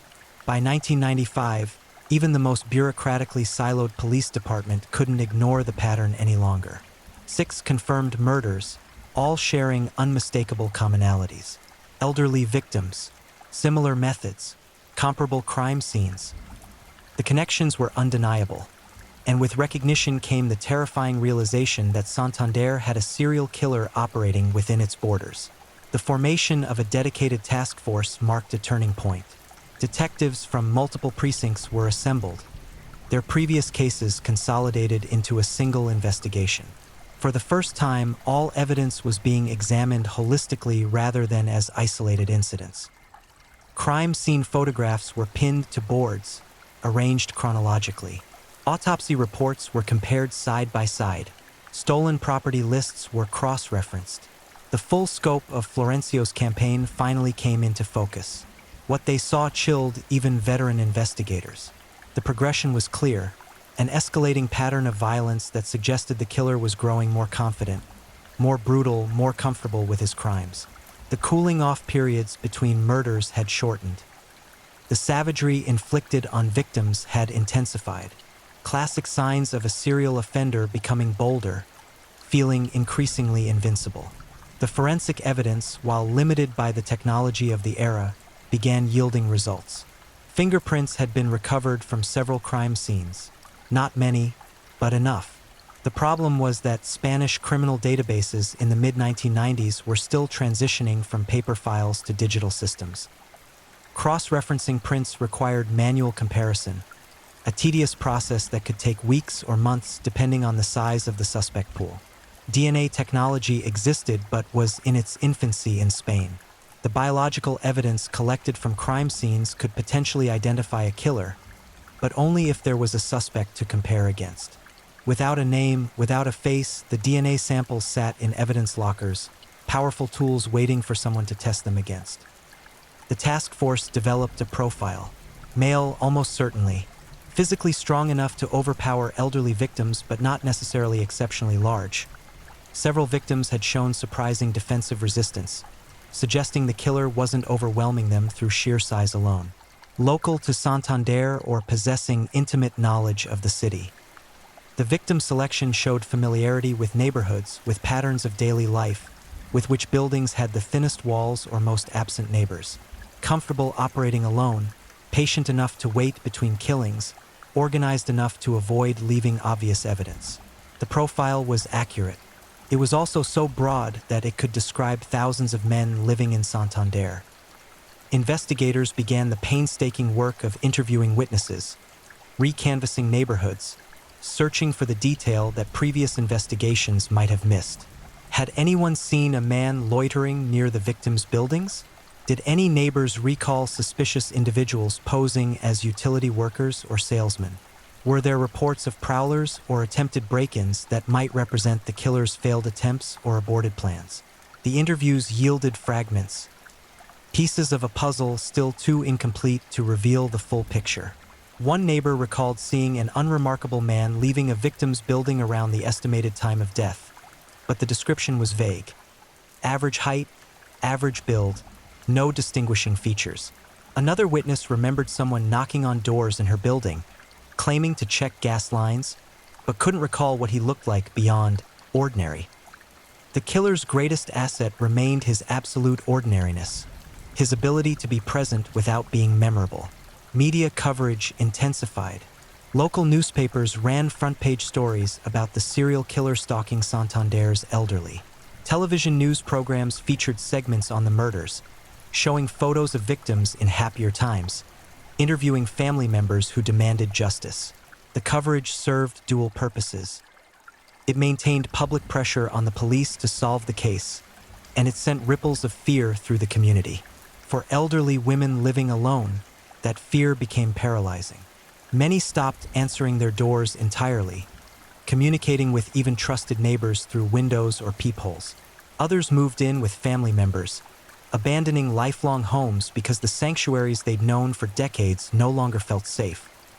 Some installed elaborate security systems they couldn't really afford, turning their apartments into fortresses against a threat that had already proven it could breach any defense. The psychological toll extended beyond potential victims. The community itself was traumatized, trust eroding as suspicion took root. Neighbors eyed each other differently, wondering if the monster might be the quiet man from the third floor, the maintenance worker who always seemed a bit odd, the delivery driver whose route included all the victims' addresses. The social fabric that held the community together began fraying as fear drove wedges between people who'd lived side by side for years. For Florencio, this should have been a warning. The increased attention, the dedicated task force, the enhanced security measures, all signs that continuing his campaign carried escalating risk. A smarter predator might have stopped, gone dormant, allowed the investigation to grow cold again. But Florencio wasn't operating on logic anymore. The compulsion had fully consumed him. The murders weren't optional. They were necessary, a hunger that demanded satisfaction regardless of risk. His seventh confirmed victim was killed in November 1995, despite the heightened police presence. If anything, the increased danger seemed to excite him, adding an element of challenge to the hunt. This victim was 81 years old, frail from osteoporosis but sharp-minded, still living independently despite her children's pleas to move into assisted living. Florencio had watched her for 3 weeks, noting her routines with his customary thoroughness. The attack followed his established pattern, but with refinements that suggested he'd been thinking about his craft, about how to improve his efficiency. He gained entry while she was at a medical appointment, forcing a bathroom window that faced an alley where surveillance was unlikely. When she returned home, he was waiting, concealed behind her bedroom door, giving her time to settle before revealing himself. The terror she experienced in those final moments must have been overwhelming. After weeks of community warnings, after taking precautions, after installing new locks and being vigilant, the nightmare had still found her. The monster had been patient enough to wait inside her home, turning her sanctuary into a trap. The violence was extreme even by Florencio's standards. Perhaps the increased risk had heightened his excitement, translating into more savage brutality. Perhaps he was angry at the community's resistance, at the difficulty of continuing his campaign. Whatever the reason, the beating he administered was ferocious. The autopsy would reveal 37 distinct impact injuries to her head and face, suggesting he'd struck her repeatedly long after consciousness fled, long after death had already occurred. The strangling came afterward, as though he was following a ritual checklist rather than responding to necessity. She was already dead or dying when his hands encircled her throat, when he applied pressure that collapsed her windpipe, that left deep bruising on her neck. The sexual assault was savage, an act of dominance over someone no longer capable of resistance. He stayed in the apartment for hours afterward. The crime scene would later reveal evidence of his prolonged presence. Food consumed from her refrigerator, a cigarette smoked at her kitchen table, indentations on her couch suggesting he'd sat watching television.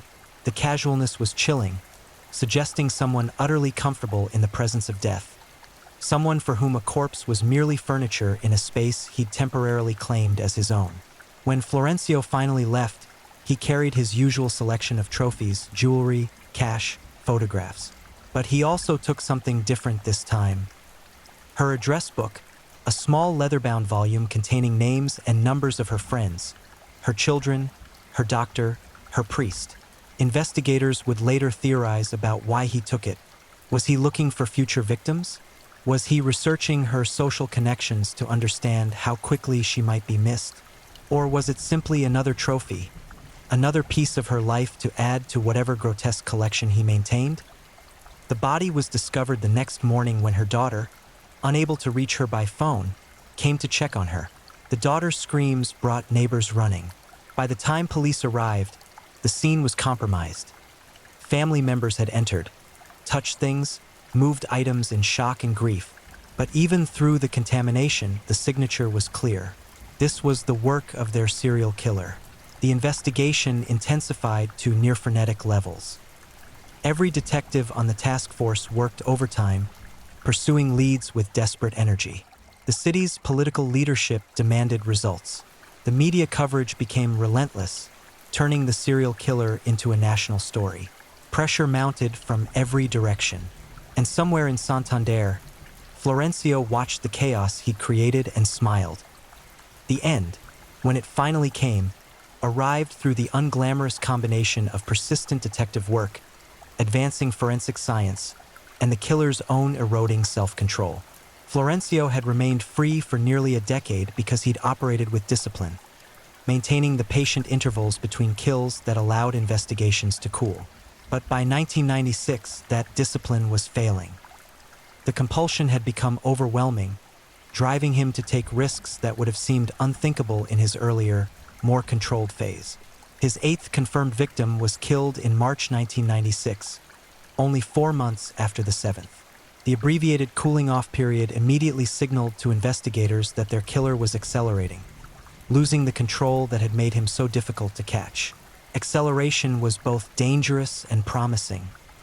Dangerous because it meant more victims would die before capture, promising because accelerating serial killers made mistakes that methodical ones avoided. This victim was 77, a retired schoolteacher who lived alone after her husband's death from cancer 2 years earlier. She was popular in her building, known for baking cookies for neighbors' grandchildren, for organizing social gatherings in the building's common area. Her murder sent shockwaves through a community already traumatized by previous killings. The attack bore all of Florencio's hallmarks: the surveillance, the patience, the methodical entry, the explosive violence once inside. But something was different this time. Witnesses had noticed someone matching a vague description: average height, average build, unremarkable appearance, loitering near the building on multiple occasions. One neighbor had even spoken to him, asked if he needed help finding an apartment. His response was measured, polite, completely unmemorable. But it was documented, noted in the building manager's log as a potential prowler concern. The crime scene yielded the usual evidence: fingerprints, biological material, the chaotic aftermath of violence and theft.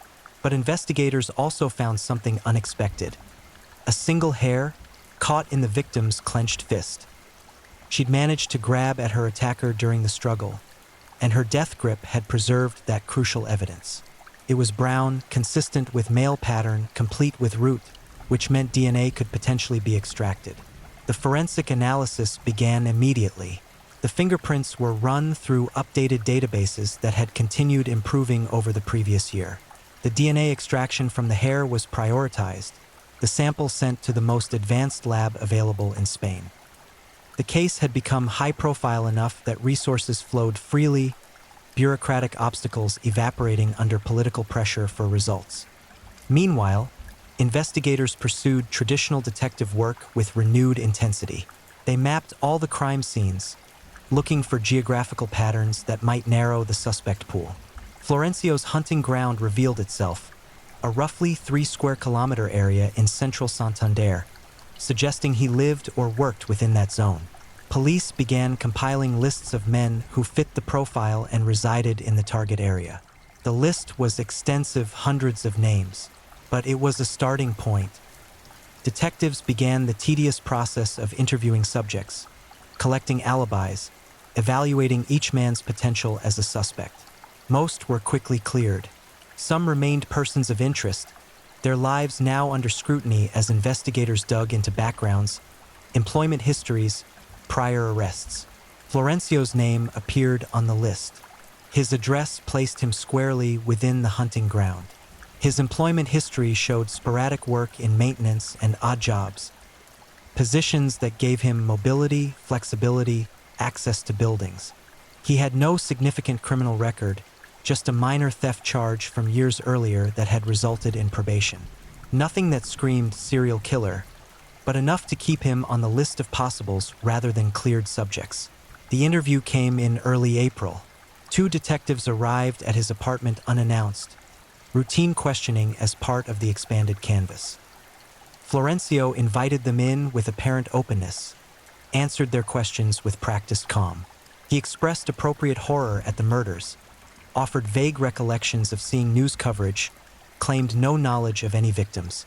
He was cooperative, unremarkable, forgettable, but he made a mistake. When asked about his whereabouts during specific dates corresponding to the murders, his alibis were weak, unverifiable.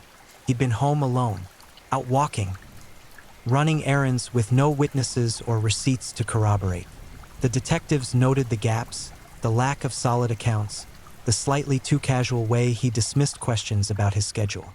They requested fingerprints for elimination purposes, standard procedure in a case like this.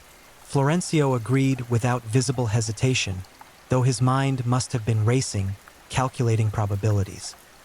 The prints were taken professionally, carefully, transferred to cards that would be compared against crime scene evidence.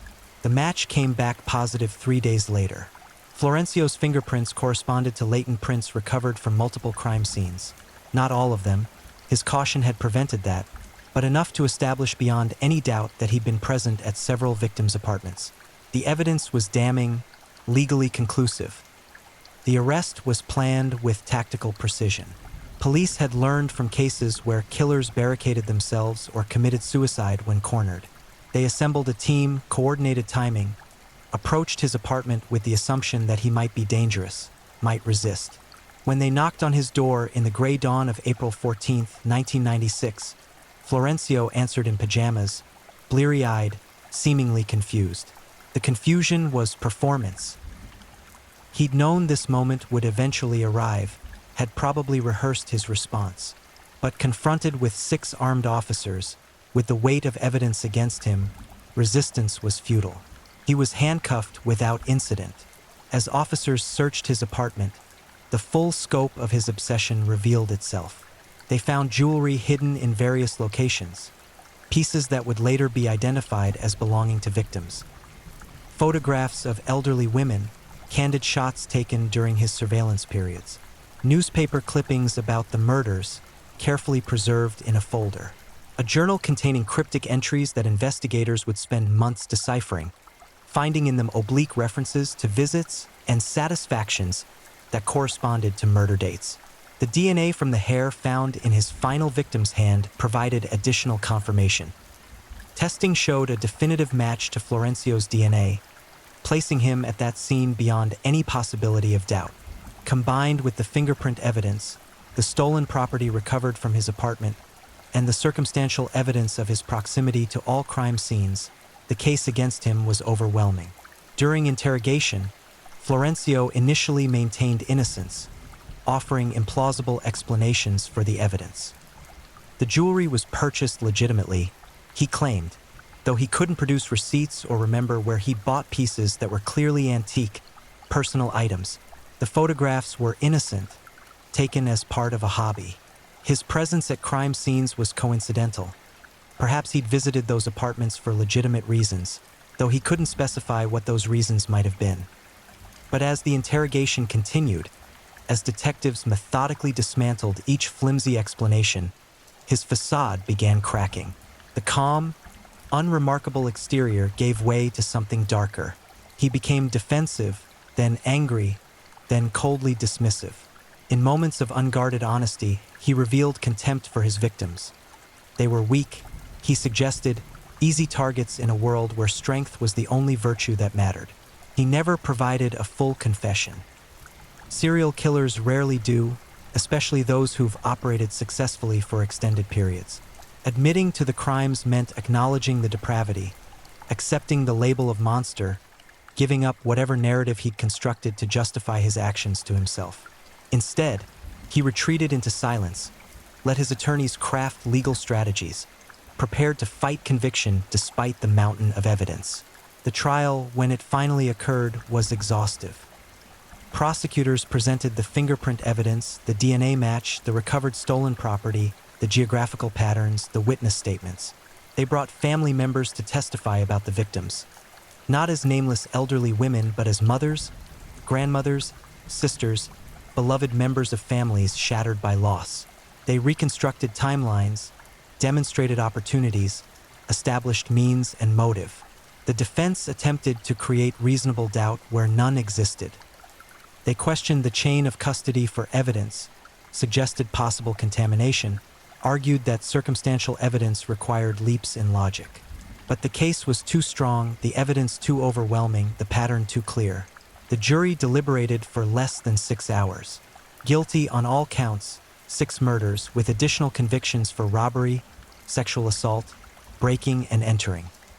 The verdict was met with tears from victims' families, with relief from a community that had lived in fear for nearly a decade, with grim satisfaction from investigators who'd dedicated years to catching a killer who'd seemed untouchable. Sentencing followed swiftly. Spanish law had abolished the death penalty, so Florencio received the maximum possible punishment. Multiple life sentences to be served consecutively with no possibility of parole. He would die in prison. Not quickly, not cleanly, but slowly, confined in a cell, his power stripped away, his victims finally avenged. The case of Florencio Fernandez closed in 1996, but its echoes persisted. The investigation had exposed vulnerabilities in how Spain tracked and caught serial offenders, leading to reforms in database management, forensic protocols, and interagency communication. The murders had traumatized a community, left families forever scarred, ended lives that deserved peaceful final years. Florencio remains imprisoned, aging in confinement just as his victims should have aged in freedom.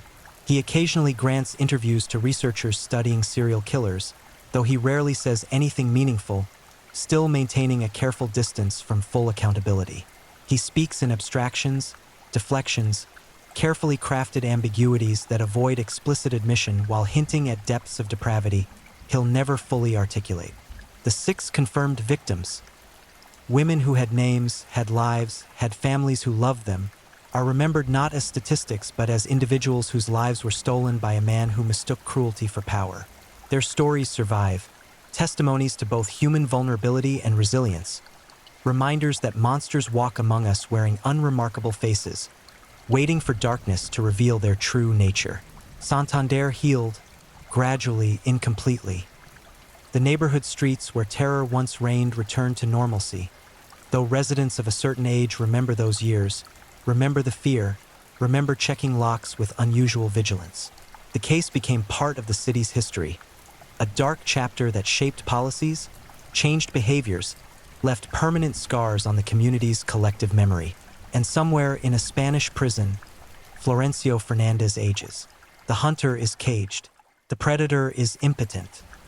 The killer's hands, which once brought such horror, now grasp at nothing but empty air and fading memories of power he'll never wield again. Justice, though delayed by years of investigation, of evidence collection, of patient detective work, finally closed its hand around the throat of a monster who had believed himself beyond reach. The aftermath of Florencio Fernandez's capture and conviction rippled outward in ways both visible and invisible. For the families of the 6 confirmed victims, the verdict brought a measure of closure, though closure is perhaps too clean a word for what they experienced. Justice had been served, certainly. The man who had brutalized their loved ones would never walk free again. But justice cannot restore what was taken, cannot erase the images of crime scene photographs they'd been forced to view during trial. It cannot return stolen years or undo the trauma of knowing their mothers, their grandmothers, their aunts had died in terror. Several family members formed a victims' advocacy group in the years following the trial, working to improve protections for elderly citizens living alone, pushing for better emergency response systems, advocating for enhanced forensic capabilities in Spanish law enforcement. Their grief transformed into purpose, a way to honor the dead by protecting the living. The group successfully lobbied for legislation requiring welfare checks on isolated elderly residents, for improved building security standards in senior housing, for expanded training programs teaching seniors how to recognize and resist predatory behavior. The investigative team that had finally brought Florencio to justice found themselves celebrated and haunted in equal measure.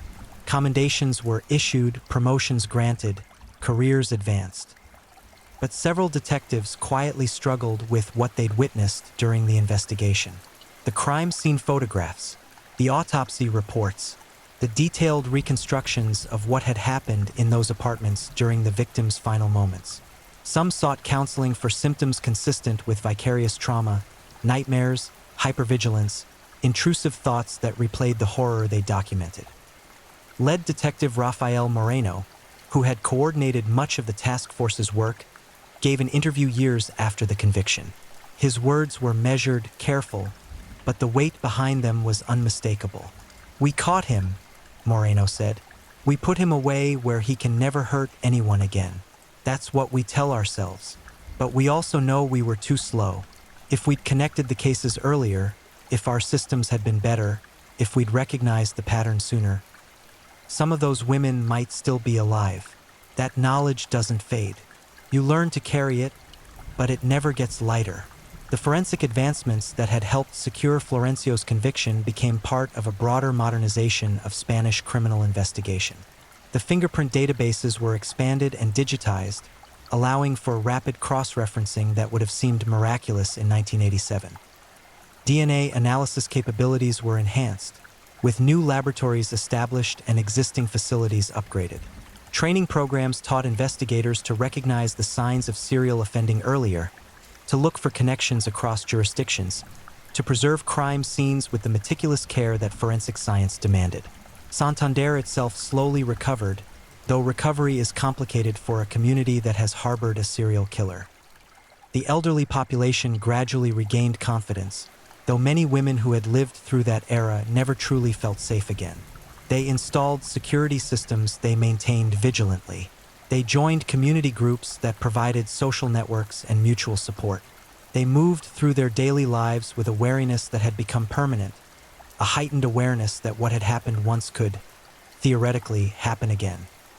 The apartment buildings where victims had been killed bore invisible marks. Future residents often didn't know they were living in spaces where such violence had occurred. Spanish law doesn't require disclosure of deaths in rental properties, but among long-term residents, the knowledge persisted. People would walk past a particular door and remember, would climb certain stairs and feel a chill that had nothing to do with temperature. Memory has weight, and some places carry memories too heavy to ever fully lighten. Florencio's motives remained, in many ways, incomprehensible. The psychological evaluations conducted as part of his trial painted a portrait of a profoundly damaged individual, someone with severe antisocial personality disorder, sadistic tendencies, and a complete absence of empathy for his victims. But diagnoses are descriptions, not explanations. They tell us what Florencio was, not why he became it. The childhood traumas, the developmental factors, the psychological architecture that produced a serial killer, these remained partially obscured, hidden behind Florencio's refusal to genuinely cooperate with evaluators, his tendency toward deflection and minimization even when confronted with overwhelming evidence of his crimes. In rare interviews granted from prison, Florencio presents a carefully curated version of himself. He speaks in generalities, acknowledges being in prison while avoiding explicit discussion of his crimes. He theorizes about criminal psychology in the third person, as though discussing someone else entirely. He claims to have found religion, though prison staff report no behavioral changes consistent with genuine spiritual transformation. The performance continues even in confinement. The mask remains in place, protecting whatever truth lies buried too deep for him to access or too horrifying for him to acknowledge. The question that haunted investigators, criminologists, and the public was whether there were more victims beyond the 6 confirmed cases. The gaps in Florencio's timeline suggested possibilities. The stolen jewelry recovered from his apartment included pieces never matched to known victims. His familiarity with criminal methodology suggested practice beyond what 6 murders would provide. Cold cases from neighboring jurisdictions bore troubling similarities to his known crimes: elderly women, similar violence, comparable theft patterns. Several unsolved murders from the 1980s and early 1990s were reopened, evidence re-examined with Florencio as a potential suspect. Some cases showed compelling circumstantial connections. Geographic proximity during relevant time periods, matching victim profiles, crime scene similarities. But without definitive forensic evidence, without fingerprints or DNA tying him to these scenes, prosecutors were reluctant to bring additional charges. The standard of proof required for conviction couldn't be met on suspicion alone. Florencio himself offered no clarification. When questioned about potential additional victims, he responded with carefully ambiguous statements that neither confirmed nor denied, that seemed designed to maintain mystique rather than provide truth. Some criminologists believe this ambiguity is intentional, a final exercise of power, keeping investigators wondering, maintaining relevance through uncertainty. If he's connected to unsolved cases, that information died with him in functional terms, buried behind layers of denial and deflection that even skilled interrogators couldn't penetrate. The broader implications of the Florencio Fernandez case extended into academic and law enforcement circles throughout Europe. His success at evading capture for nearly a decade despite multiple murders in a relatively small geographic area became a case study in the vulnerabilities of predigital investigative systems. Conferences on serial crime featured presentations analyzing the investigation, identifying the points where earlier intervention might have been possible, proposing systemic improvements that could prevent similar failures in the future. One particularly troubling aspect that emerged during post-conviction analysis was how effectively Florencio had exploited societal blind spots. Elderly victims were taken less seriously than younger ones, their deaths investigated competently but without the urgency that missing children or murdered professionals might generate. Society's tendency to view the elderly as less valuable, as people whose best years had passed, created an environment where their deaths didn't trigger the aggressive response that might have caught Florencio earlier. This uncomfortable truth forced uncomfortable conversations about age discrimination, about whose lives society truly values, about how systemic biases can inadvertently protect predators who recognize and exploit them. The victims themselves. Maria, Josefa, Carmen, Rosa, Dolores, Ana. deserved to be remembered as more than entries in a serial killer's tally. Each had lived full lives before Florencio ended them. They had raised children, maintained careers, survived wars and hardships, accumulated decades of experiences and relationships. They had been young once, had fallen in love, had laughed and cried and dreamed. Their final moments do not define them, though those moments were what the trial necessarily focused on. In death, they became symbols of vulnerability, of societal failure, of the need for protection and justice. But they were people first, individuals with names and stories that predated and transcended their victimization. Family members worked to preserve those fuller stories. They shared photographs from happier times, wedding pictures, vacation snapshots, images of grandchildren held lovingly. They told anecdotes that captured personality. Maria's habit of singing while cooking, Josefa's sharp wit that kept neighbors laughing, Carmen's dedication to her garden that produced vegetables she shared generously. These details humanized the statistics, reminded people that behind every murder is a universe of loss. Not just the victim's extinguished future, but the countless moments of connection, love, and shared life that rippled out from them. Florencio Fernandez remains imprisoned as of this writing, aging within the Spanish correctional system. He is a model prisoner by institutional standards, compliant with rules, nonviolent towards staff or fellow inmates, engaged in whatever programming is available to long-term offenders. But compliance is not rehabilitation. His lack of disciplinary infractions reflects calculation rather than transformation, a recognition that cooperation serves his interests by maintaining whatever small privileges long-term prisoners can access. Those who have interacted with him professionally, prison psychologists, researchers studying serial offenders, journalists granted rare interviews, consistently report the same impression. Florencio remains fundamentally what he always was. The violence is contained by bars and guards rather than by any internal moral evolution. The empathy that most humans possess naturally, that allows us to recognize others' humanity and suffering, remains absent. He is, in the clinical language of psychology, irreparably damaged, not in ways that excuse his actions, but in ways that explain why rehabilitation was never truly possible. The question of whether Florencio experiences remorse is complicated. He has, on occasion, expressed what sounds like regret, carefully worded statements about wishing things had been different, about the suffering caused to families. But these expressions lack the authentic emotional weight of genuine remorse. They sound scripted, performed, designed to present a socially acceptable facade rather than reflecting true internal change. Experts who have evaluated him believe his only authentic regret is being caught, not the acts themselves. The legacy of the Florencio Fernandez case lives on in multiple forms. The investigative reforms it inspired have undoubtedly prevented other serial offenders from operating as long undetected. The advocacy work by victims' families has improved safety for countless elderly citizens. The case studies continue educating new generations of law enforcement professionals about pattern recognition, forensic diligence, and the importance of viewing each victim as worthy of maximum investigative effort regardless of age or social status.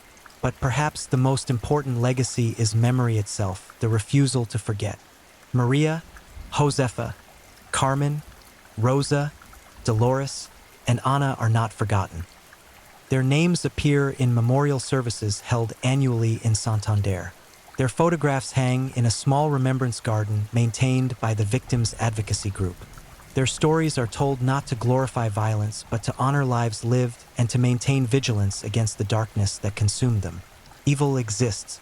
This is an uncomfortable truth that civilized society prefers to minimize, to explain away through psychological jargon and sociological theories. But sometimes evil is simply evil.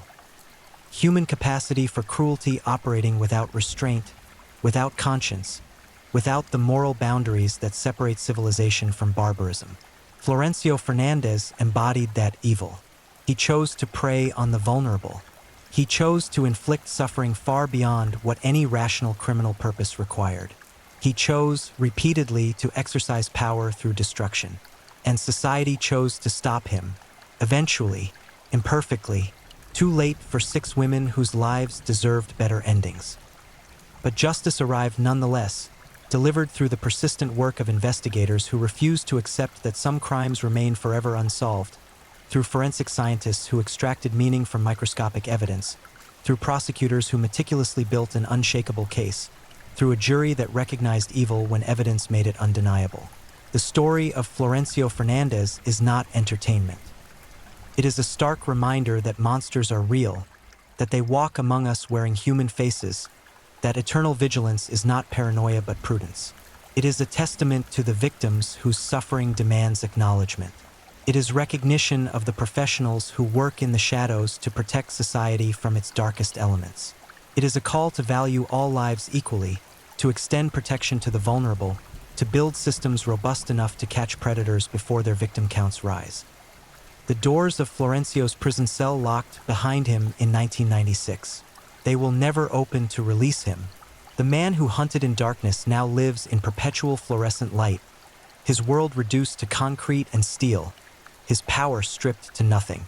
Time passes slowly in prison, each day identical to the last, decades stretching forward with numbing sameness. And somewhere in Santander, in the neighborhoods where terror once reigned, elderly women live their lives. Cautiously perhaps, but lives nonetheless. They gather in community centers. They tend gardens. They laugh with grandchildren. They survive, which is the ultimate defiance against those who sought to destroy them. The demon has been caged. The nightmare has ended. The light, though purchased at terrible cost, has returned to drive back the darkness that one unremarkable man brought to a city that deserved better. This is the story of Florencio Fernandez, serial killer, predator, monster. But more importantly, it is the story of his victims. Remembered, honored, never forgotten.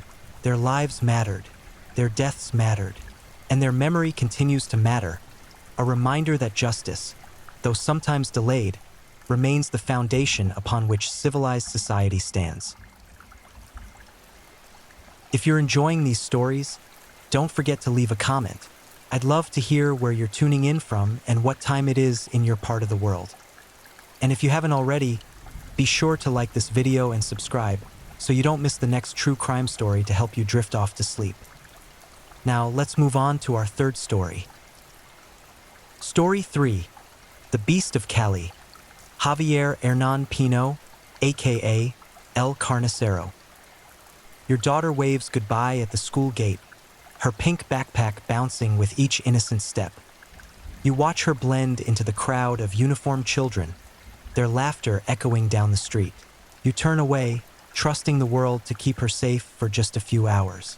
But somewhere in that same city, a man is watching too, his eyes tracing the movements of small bodies, his mind calculating distances, timing exits, perfecting the mathematics of abduction.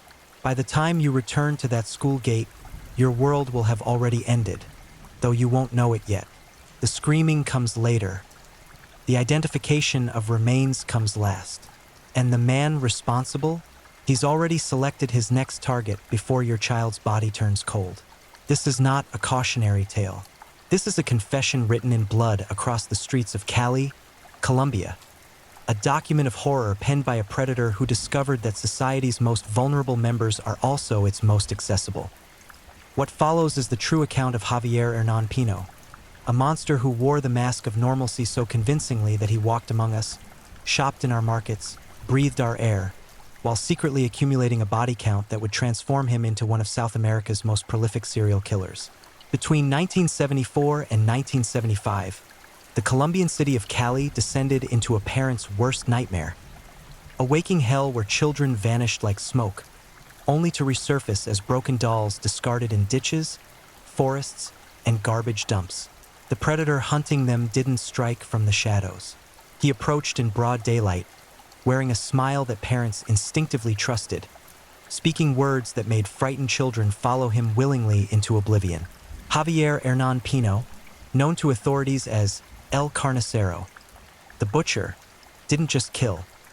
He orchestrated symphonies of suffering, transforming innocent lives into exhibitions of depravity that left seasoned homicide detectives vomiting at crime scenes.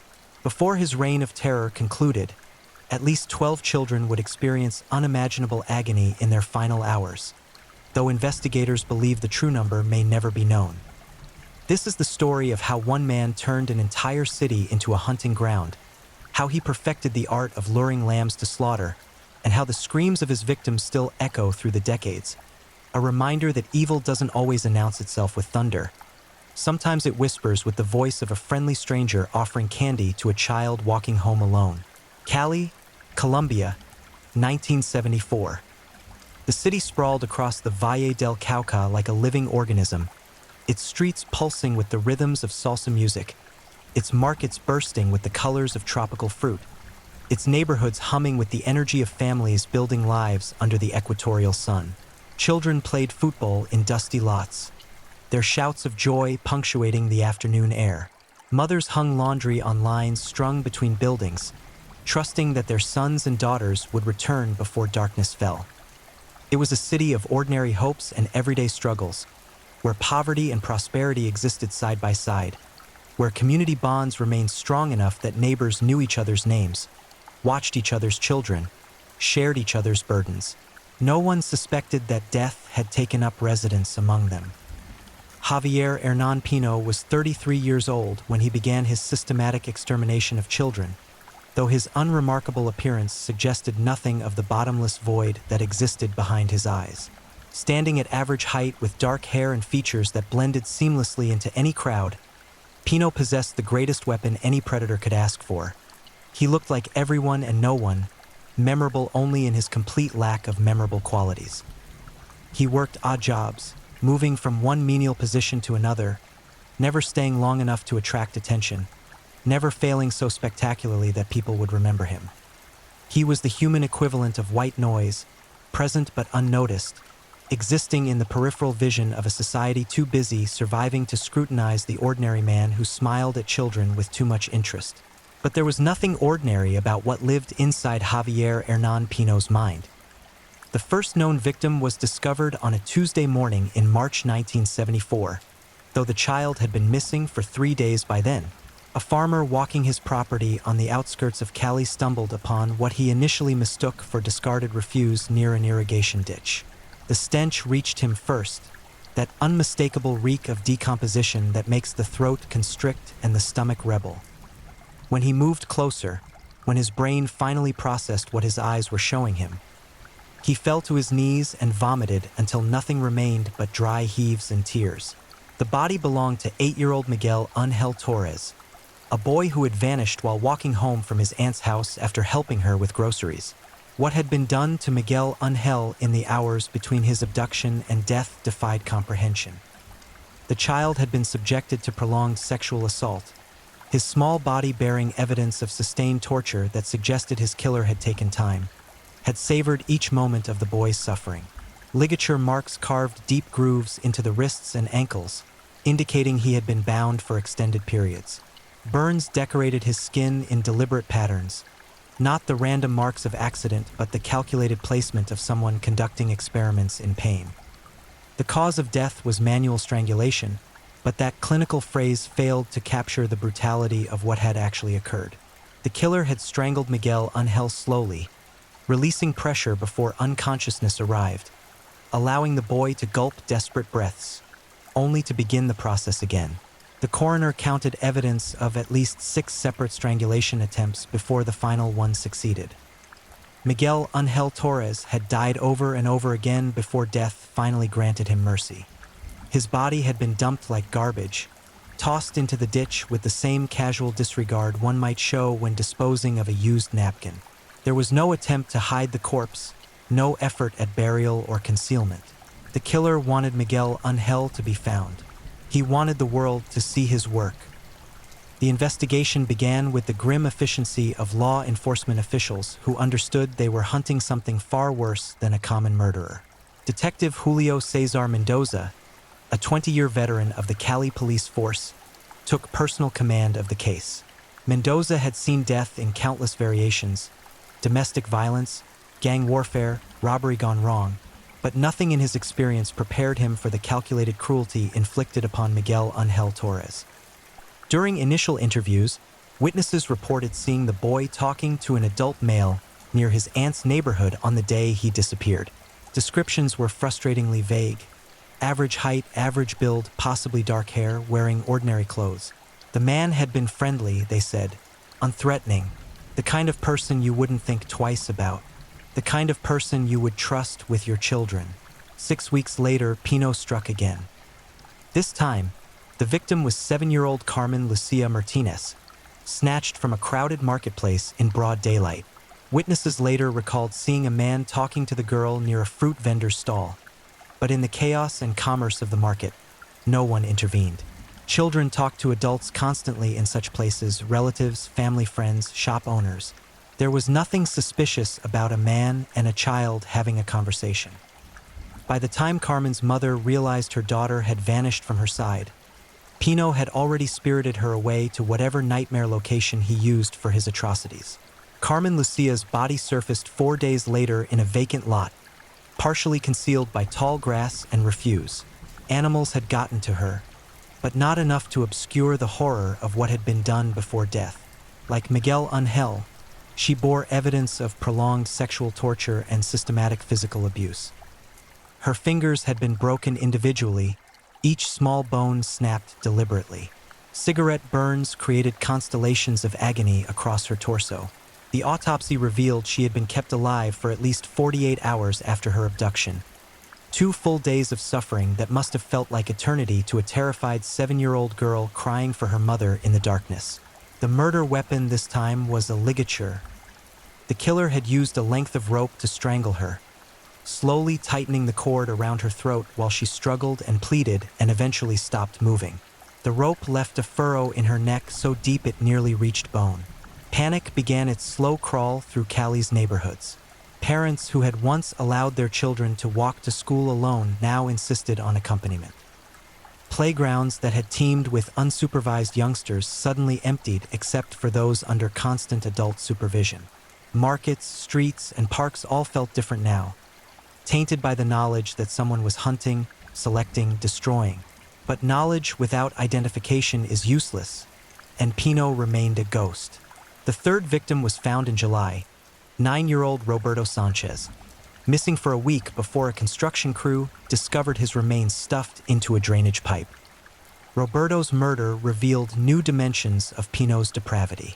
In addition to the now familiar pattern of sexual assault and torture, the killer had engaged in acts of mutilation post-mortem, removing parts of the body that would only be identified during autopsy. He was escalating, growing bolder in his desecration, pushing boundaries even in death. Detective Mendoza assembled a task force dedicated solely to finding this predator. Officers canvassed neighborhoods, interviewed hundreds of witnesses, compiled lists of known sex offenders, investigated reports of suspicious behavior. They worked 20-hour days, fueled by coffee and rage and the desperate need to stop the monster before he killed again.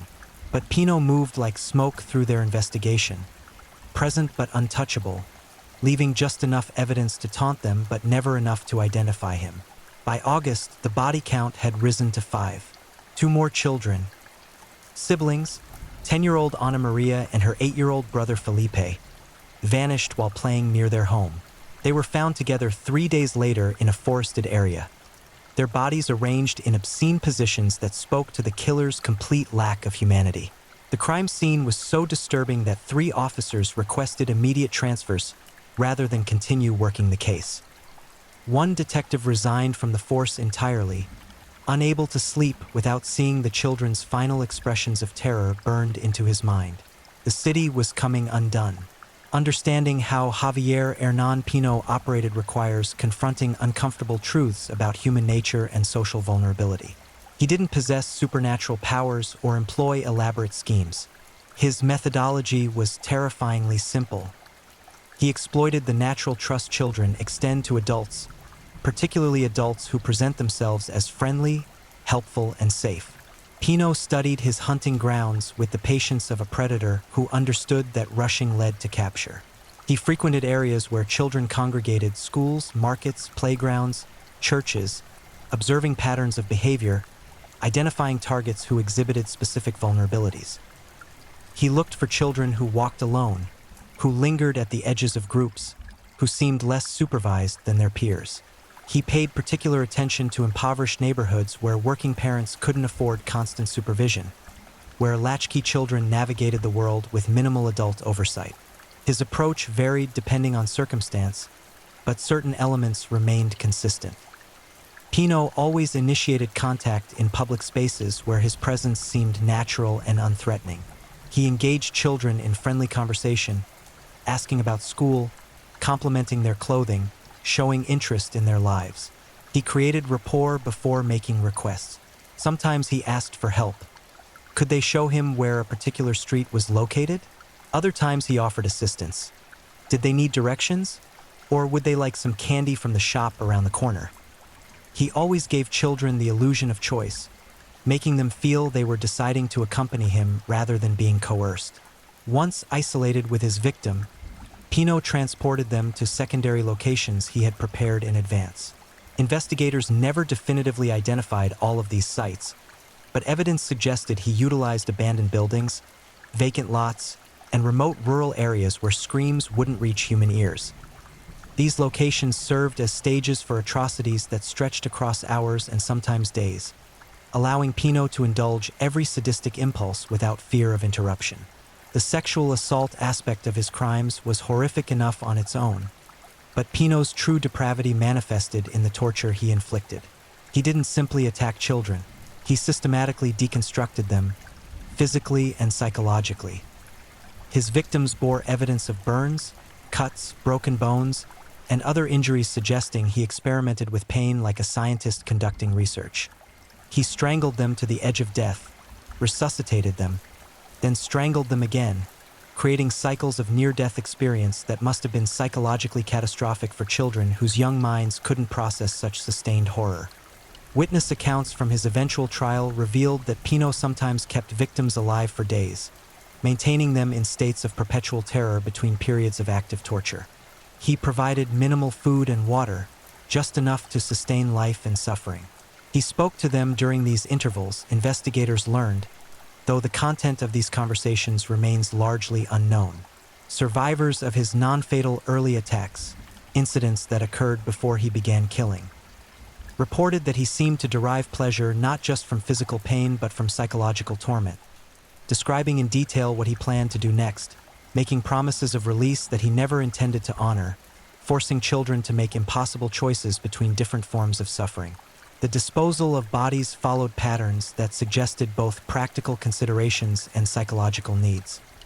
Pino transported corpses to locations that offered some concealment but ensured eventual discovery. He wasn't trying to hide his crimes. He wanted them found, wanted investigators and the public to see his work.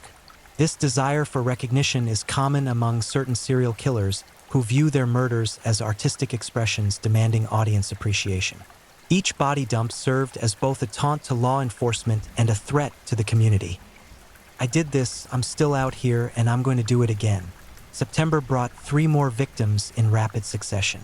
12-year-old Daniela Gomez disappeared from near her school, followed 3 days later by 7-year-old twins Sofia and Valentina Ruiz, who vanished from their apartment complex's courtyard. All 3 bodies were discovered within a week, each bearing Pino's signature brutality. The pace of killing was accelerating. Where he had previously waited weeks between murders, he was now hunting multiple times per month. Detective Mendoza's task force operated around the clock, but they were fighting an enemy who seemed to possess preternatural evasion skills. Pino moved through the city like a phantom, selecting targets, executing his crimes, and vanishing before anyone connected the dots. The few witnesses who had seen him with victims provided descriptions so generic they could match thousands of men in Cali. Without forensic technology available today, DNA analysis, extensive fingerprint databases, surveillance cameras, investigators relied primarily on witness testimony and physical evidence, both of which Pino managed to minimize through careful planning. The psychological impact on Cali's population was profound and corrosive. Parents who couldn't afford to quit jobs or hire caregivers faced impossible choices. Risk leaving children unsupervised or risk losing employment and sliding deeper into poverty. Schools implemented new security protocols, But these measures only worked if children followed them, and children are children, distractible, trusting, susceptible to manipulation by adults who know how to exploit their innocence. Community meetings devolved into shouting matches between terrified parents and overwhelmed police officials who had no comforting answers to provide. Vigilante groups formed, patrolling neighborhoods and occasionally attacking men whose only crime was looking vaguely like the composite sketches circulating through the media. The social fabric was tearing, and everyone could feel it happening. By October, Pino had claimed at least 11 victims. Though investigators suspected additional murders, they hadn't yet connected to the same perpetrator. Bodies were still being discovered, some fresh, others decomposed beyond easy identification. The morgue in Cali ran out of space and had to request refrigeration units from neighboring jurisdictions. Coroners worked double shifts processing the dead, documenting injuries, collecting evidence that led nowhere. What finally broke the case open wasn't brilliant detective work or sophisticated forensics. It was Pino's own escalating recklessness combined with a stroke of luck. On October 23rd, Pino approached 13-year-old Laura Herrera near a bus stop in the Santa Elena neighborhood. He engaged her in conversation, offered to show her a shortcut home, and successfully lured her toward a vacant building he had identified as his next torture chamber. But Laura was older than most of his previous victims, more skeptical, and when Pino's demeanor shifted from friendly to predatory as they entered an alley, she screamed with every ounce of breath in her lungs. The scream reached a shopkeeper named Alfonso Restrepo, who abandoned his register and sprinted toward the sound. He arrived to find Pino attempting to drag a struggling Laura deeper into the alley while clamping his hand over her mouth. Alfonso crashed into Pino with the full force of his body, knocking the killer to the ground. Other citizens converged on the scene within seconds, and Pino found himself surrounded by an angry mob that would have torn him apart if police hadn't arrived when they did.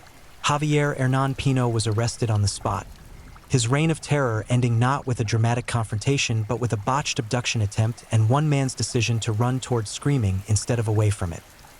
The interrogation of Javier Hernan Pino began within hours of his arrest and would continue intermittently for weeks as investigators attempted to extract confessions and details about the full extent of his crimes. What emerged from these sessions painted a portrait of pathology so profound that even experienced criminal psychologists struggled to categorize it. Initially, Pino maintained a facade of innocence, claiming he had simply been trying to help Laura Herrera find her way, and she had misunderstood his intentions. This pretense lasted approximately 40 minutes before crumbling under the weight of evidence investigators had accumulated. Fibers found on his clothing matched those recovered from multiple crime scenes. Rope identical to ligatures used in several murders was discovered in his residence. Most damningly, personal effects belonging to victims, a child's bracelet, a school identification card, a torn photograph, were found hidden in his apartment, trophies he had kept as souvenirs of his conquests. Confronted with this evidence, Pino's demeanor shifted. The mask of normalcy he had worn for so long slipped away, revealing something fundamentally broken underneath. He didn't break down in tears or express remorse. He simply stopped pretending. When Detective Mendoza asked him directly, "Did you kill these children?" Pino responded with two words that would haunt the detective for the rest of his life. "Which ones?" The confession that followed was delivered in a monotone that suggested Pino was discussing routine household chores rather than the torture and murder of children. He recounted his crimes with clinical detachment, providing locations of body dumps, describing his methodology, correcting investigators when their timelines were inaccurate.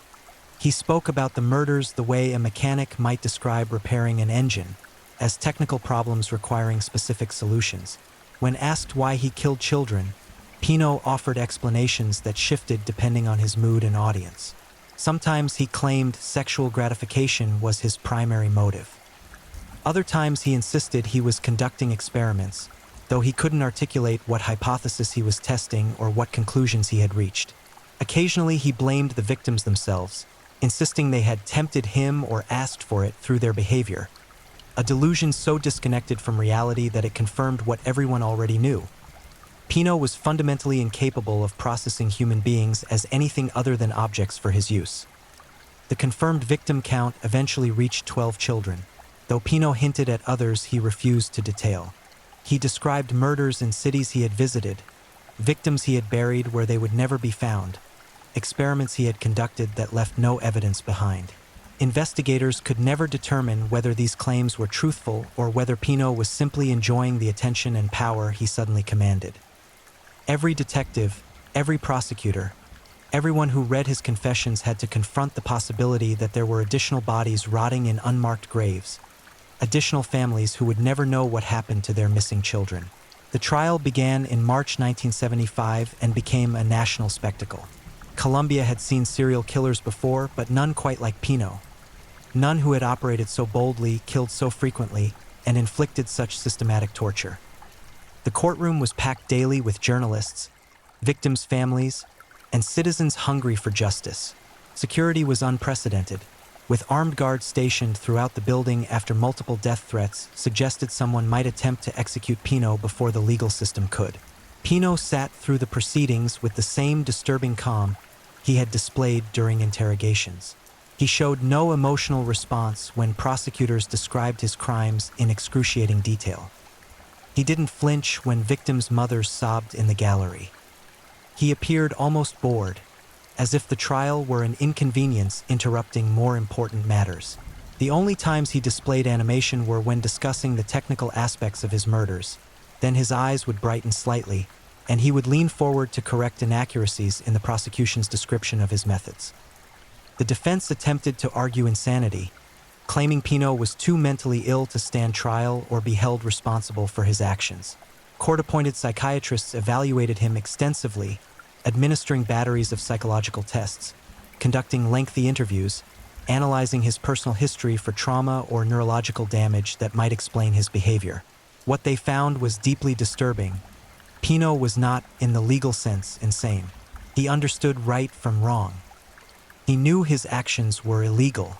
He had taken elaborate precautions to avoid capture, demonstrating clear awareness of consequences. What Pino possessed was something arguably worse than insanity, a complete absence of empathy combined with a sexual sadism so profound it dominated every aspect of his psychology. He didn't hear voices commanding him to kill. He wasn't responding to delusions or hallucinations. He killed children because he enjoyed it, because their suffering gratified him, because he felt entitled to use their bodies for his pleasure regardless of the cost to them. He was a functional psychopath who had discovered that children made easy prey and had decided to hunt them systematically. Testimony from survivors of his earlier, non-fatal attacks provided additional insight into his pathology. These were victims from before he escalated to murder. Children he had assaulted but released, perhaps because he was interrupted or because he hadn't yet crossed the threshold into killing. Their accounts were remarkably consistent. Pino had been friendly and charming during initial contact, transforming into someone else entirely once he had them isolated. He had talked throughout the assaults, maintaining a running monologue that combined threats, descriptions of what he was doing, and bizarre questions about whether the children were enjoying their ordeal. Several survivors reported that he had seemed disappointed when they cried, as if their tears were spoiling his fantasy.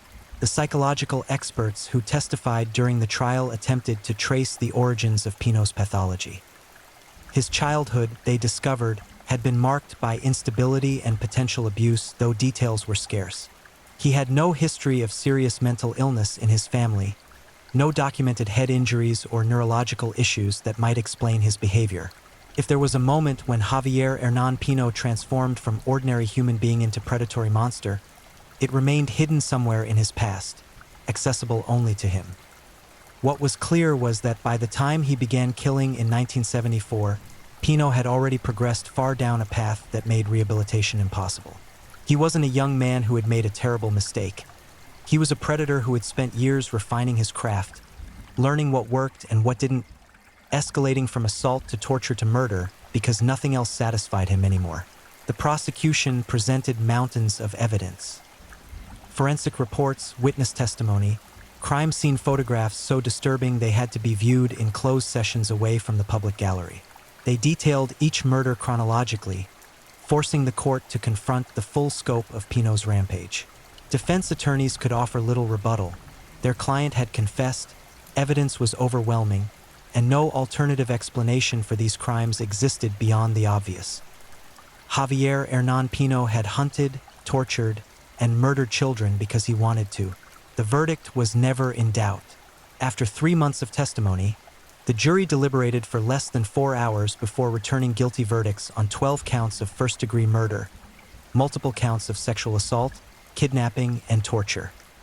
The judge, an elderly man who had presided over hundreds of criminal cases during his career, openly wept while reading the verdict, his voice breaking as he pronounced Pino guilty of crimes that defied human comprehension. Sentencing came swiftly.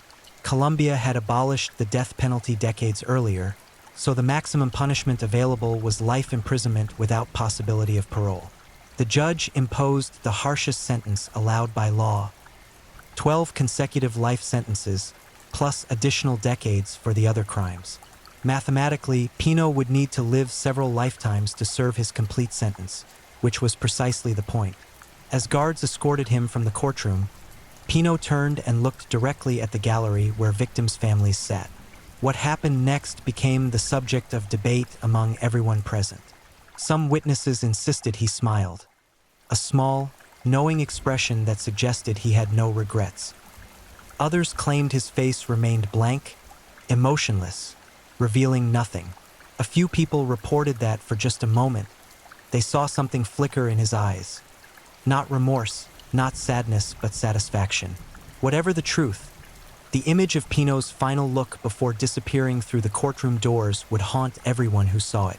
Javier Hernan Pino was transferred immediately to Cambada Maximum Security Prison, a facility designed to house Colombia's most dangerous criminals. He would spend the remaining years of his life in a 6-by-8-foot cell, isolated from the general prison population due to legitimate concerns that other inmates would kill him. Even among criminals, thieves, drug dealers, murderers, child killers occupy the lowest rung of the hierarchy, subject to violence that prison authorities sometimes struggle to prevent. Pino adjusted to incarceration with the same disturbing calm that characterized his entire existence. Guards reported that he was a model prisoner in terms of behavior, following rules, causing no disturbances, maintaining basic hygiene. But there was something profoundly unsettling about his presence. He watched people with an intensity that made even hardened correctional officers uncomfortable. He asked guards about their families, their children, questions that seemed innocuous on the surface but carried sinister undertones given who was asking. Eventually, protocols were established limiting guard interaction with Pino to absolute necessities, and new officers were specifically briefed about avoiding personal conversations with him. He attempted to communicate with the outside world through letters, writing to journalists, psychologists, and even some victims' families. Most of these letters were intercepted and destroyed before reaching their intended recipients. The few that did arrive were disturbing documents that suggested Pino had no understanding of the magnitude of what he had done, or worse, understood perfectly and simply didn't care.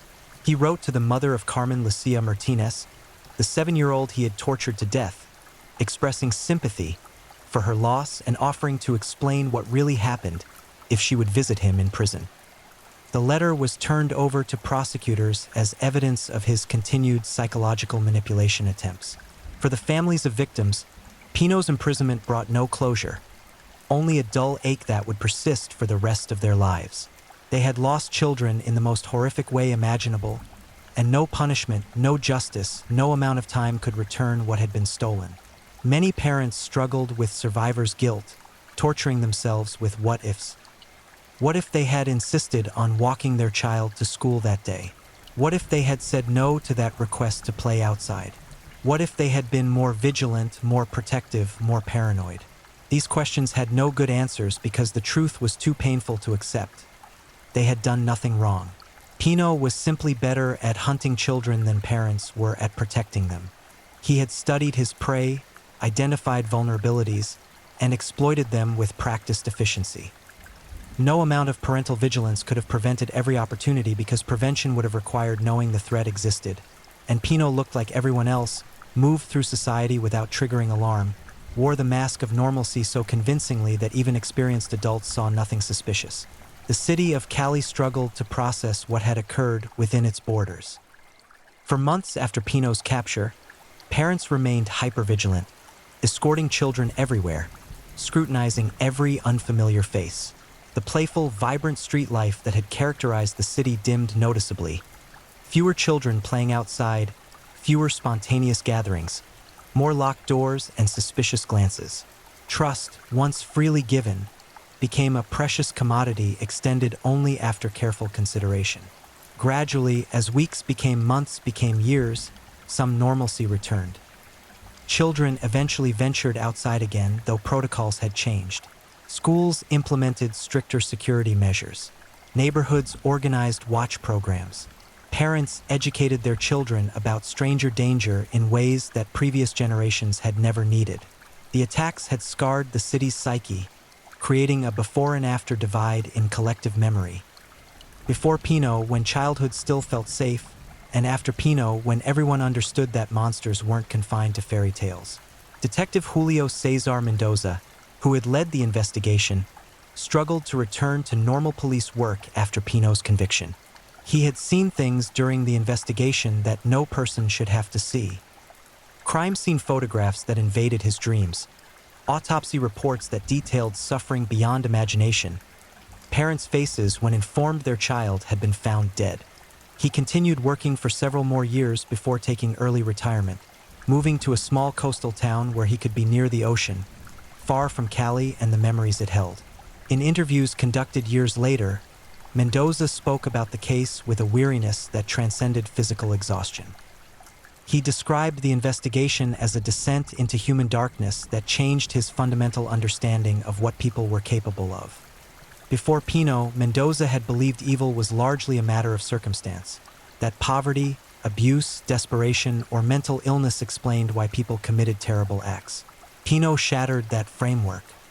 Here was someone who killed not because of external pressures, but because of internal drives that seemed disconnected from any human motivation Mendoza could comprehend. "I've arrested many murderers," Mendoza said in one interview. "People who killed in anger, for money, for revenge. I understood those killers, even when I hated them. But Pino, I spent months studying him, interrogating him, trying to understand what made him do what he did. And I came away with nothing. There's no explanation that makes sense, no trauma or injury or external factor that accounts for him. He's just empty where human feeling should be. And that's more terrifying than any monster from mythology." The academic and psychological communities studied Pino extensively, using him as a case study in criminal psychology courses, publishing papers attempting to categorize and understand his pathology. He became a reference point in discussions about serial killers, psychopathy, and sexual sadism. But these academic exercises, while intellectually valuable, did nothing to restore the lives he had destroyed. Javier Hernán Pino died in prison in 1992, 17 years after his conviction. The cause of death was officially listed as complications from pneumonia, though rumors persisted that he had been murdered by another inmate who had finally gotten access to him. No investigation was conducted.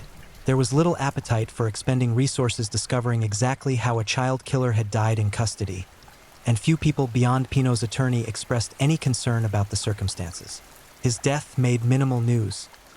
By 1992, newer horrors had captured public attention, and Pino had faded from national consciousness, remembered primarily by the families whose lives he had destroyed and by the law enforcement officials who had hunted him. There was no funeral service, no mourners, no one to claim his body. He was cremated at state expense, his ashes disposed of without ceremony. The children he murdered remained forever frozen in time, forever 8 years old, 7 years old, 10 years old. Miguel Ángel Torres, who would have turned 43 the year Pino died. Carmen Lucia Martinez, who might have become a teacher like she told her mother she wanted to be. Roberto Sanchez, who dreamed of playing professional football. Ana Maria and Felipe, the siblings who did everything together and whose mother never recovered from losing both children at once. Daniela Gomez, who had been preparing for her quinceañera when Pino took her. Sofia and Valentina Ruiz, the twins whose father drank himself to death 3 years after their murders. 12 names, 12 lives, 12 futures erased by one man's pathological need to inflict suffering. The story of Javier Hernán Pino, El Carnicero, endures as a reminder that evil exists not just in dramatic, obvious forms, but also in quiet, unremarkable packages. He wasn't a legendary criminal mastermind or a figure of mythic proportions. He was an ordinary-looking man who discovered he enjoyed torturing children and systematically indulged that desire until circumstances finally stopped him. His case prompted changes in how law enforcement approaches serial crime, particularly crimes against children. It highlighted vulnerabilities in social systems that predators exploit. It demonstrated the importance of community vigilance and rapid response to child abductions. These improvements undoubtedly saved lives in the years that followed, though at a cost measured in the bodies of Pino's victims. Today, when criminologists discuss South American serial killers, Pino's name appears alongside more internationally famous cases. When psychologists study criminal psychopathy, his interviews and psychological evaluations provide data points. When parents in Cali warn their children about stranger danger, they are responding to lessons learned through unimaginable tragedy. The children who survived Pino's era, those who were young during his killing spree but escaped his attention, are now middle-aged adults with children and grandchildren of their own. Some remember the fear that pervaded their childhoods, the way their parents suddenly became more protective, the whispered warnings about staying close and not talking to strangers. They remember when the news reported another body found, another family destroyed. And when they watch their own children play, some part of them remains forever vigilant, forever scanning for threats, forever remembering that monsters don't always announce themselves. In the end, Javier Hernán Pino's legacy is written in absences: the children who never grew up, the families that never healed, the innocents that died alongside his victims. He took 12 lives and damaged hundreds more. He transformed a city's understanding of safety and security. He became a cautionary tale told across generations. And though he is long dead, his crimes remain alive in memory, a permanent scar on Cali's history, an enduring reminder that evil can wear an ordinary face and speak with a friendly voice, and that eternal vigilance is the price we pay for protecting those who cannot protect themselves. The screams of his victims may have faded into silence decades ago, but their echoes persist, carried forward by the stories we tell, the precautions we take, and the promises we make to never forget what happened when a predator walked among us wearing the mask of humanity. If you're enjoying these stories, don't forget to leave a comment. I'd love to know where you're tuning in from and what time it is in your part of the world. And if you haven't already, make sure to like this video and subscribe so you never miss the next true crime story to help you unwind. Now, let's get into our final story. Story 4. The Butcher of Leipzig, Melchior Hedloff. There are certain kinds of darkness that don't wait for nightfall. They walk among us in daylight, wearing human skin, speaking human words, until the moment they decide to peel back the mask and show us what truly lurks behind ordinary eyes. Behind the timber-framed houses of 16th century Leipzig, where merchants counted their coins and mothers sang their children to sleep, a predator moved through the shadows with surgical precision. Melchior Hedloff didn't hunt strangers in dark alleys. He didn't need to. His victims opened their doors willingly, invited him to their tables, trusted him with their secrets, never suspecting that the respectable tradesman studying their movements was calculating exactly how their screams would sound when he finally struck. Between 1556 and 1559, this seemingly ordinary German businessman transformed peaceful homes into abattoirs, leaving behind crime scenes so horrific that hardened lawmen wept at the thresholds. His weapons weren't elaborate, just an axe, a knife, and an insatiable appetite for violence that turned human beings into butchered meat. This is the story of one of history's most savage serial killers, a man whose brutality was matched only by his chilling ability to hide in plain sight, and whose reign of terror would culminate in an execution so brutal it matched the horrors he himself had inflicted. The cobblestone streets of Leipzig hummed with the rhythm of commerce and community in the mid-1550s. This was a city where everyone knew their neighbors, where reputation meant everything, and where a man's word could make or break his fortune. Merchants haggled in the marketplace, their voices rising and falling like a familiar song. Blacksmiths hammered iron into horseshoes and tools. Bakers filled the morning air with the scent of fresh bread. It was a world built on trust, on the unspoken agreement that the people around you were fundamentally decent, fundamentally safe. Melchior Hedloff understood this trust intimately. He wore it like a cloak, draped it over his shoulders every morning as carefully as a priest dons his vestments. To his neighbors, Hedloff appeared entirely unremarkable, a tradesman of modest means, conducting his business with the same dedication as countless others. He smiled when appropriate, nodded respectfully to women in the street, conducted transactions with apparent honesty. Nothing about his demeanor suggested the festering rot that consumed him from within. But behind those ordinary eyes, something else watched and waited, something patient, something hungry. Hedloff's true occupation bore little resemblance to the respectable facade he presented to Leipzig society. While he maintained the appearance of legitimate business dealings, his actual focus was far more sinister. He studied people not as customers or colleagues, but as prey. He watched how they moved through their days, noted when they were most vulnerable, memorized the layouts of their homes during innocent visits. Every conversation was reconnaissance. Every friendly gesture concealed calculation. His selection process revealed a predator's instinct for vulnerability. Hedloff didn't target the powerful or well-connected. He chose victims who existed on society's margins. Travelers passing through the city, poor families struggling to survive, individuals whose disappearance might be noticed but wouldn't necessarily trigger immediate investigation. These were people the world had already begun to forget, making them perfect prey for a killer who understood that the best way to hide a body is to first ensure nobody's looking for it. The first killing shattered whatever thin membrane of humanity still constrained him. Historians believe it occurred in 1556, though the exact date has been lost to time, swallowed by centuries of incomplete records and deliberate destruction of evidence too horrific to preserve. What survived in testimonies and court documents paints a picture of violence so extreme it transcends mere murder and becomes something else entirely, a complete obliteration of human dignity. Hedloff's method was devastatingly simple and utterly brutal. He preferred to attack at night when the world slept and screams could be muffled by darkness and distance. An axe became his primary instrument, heavy, efficient, requiring no particular skill but capable of catastrophic damage in determined hands. When he struck repeatedly, reducing his victims from living, breathing people to mutilated corpses in a matter of horrifying minutes. But the killing itself wasn't enough for Hedloff. What came after revealed the true depths of his depravity. He didn't simply murder his victims and flee. He butchered them. The axe rose and fell with mechanical repetition, hacking through bone and sinew until bodies came apart in pieces.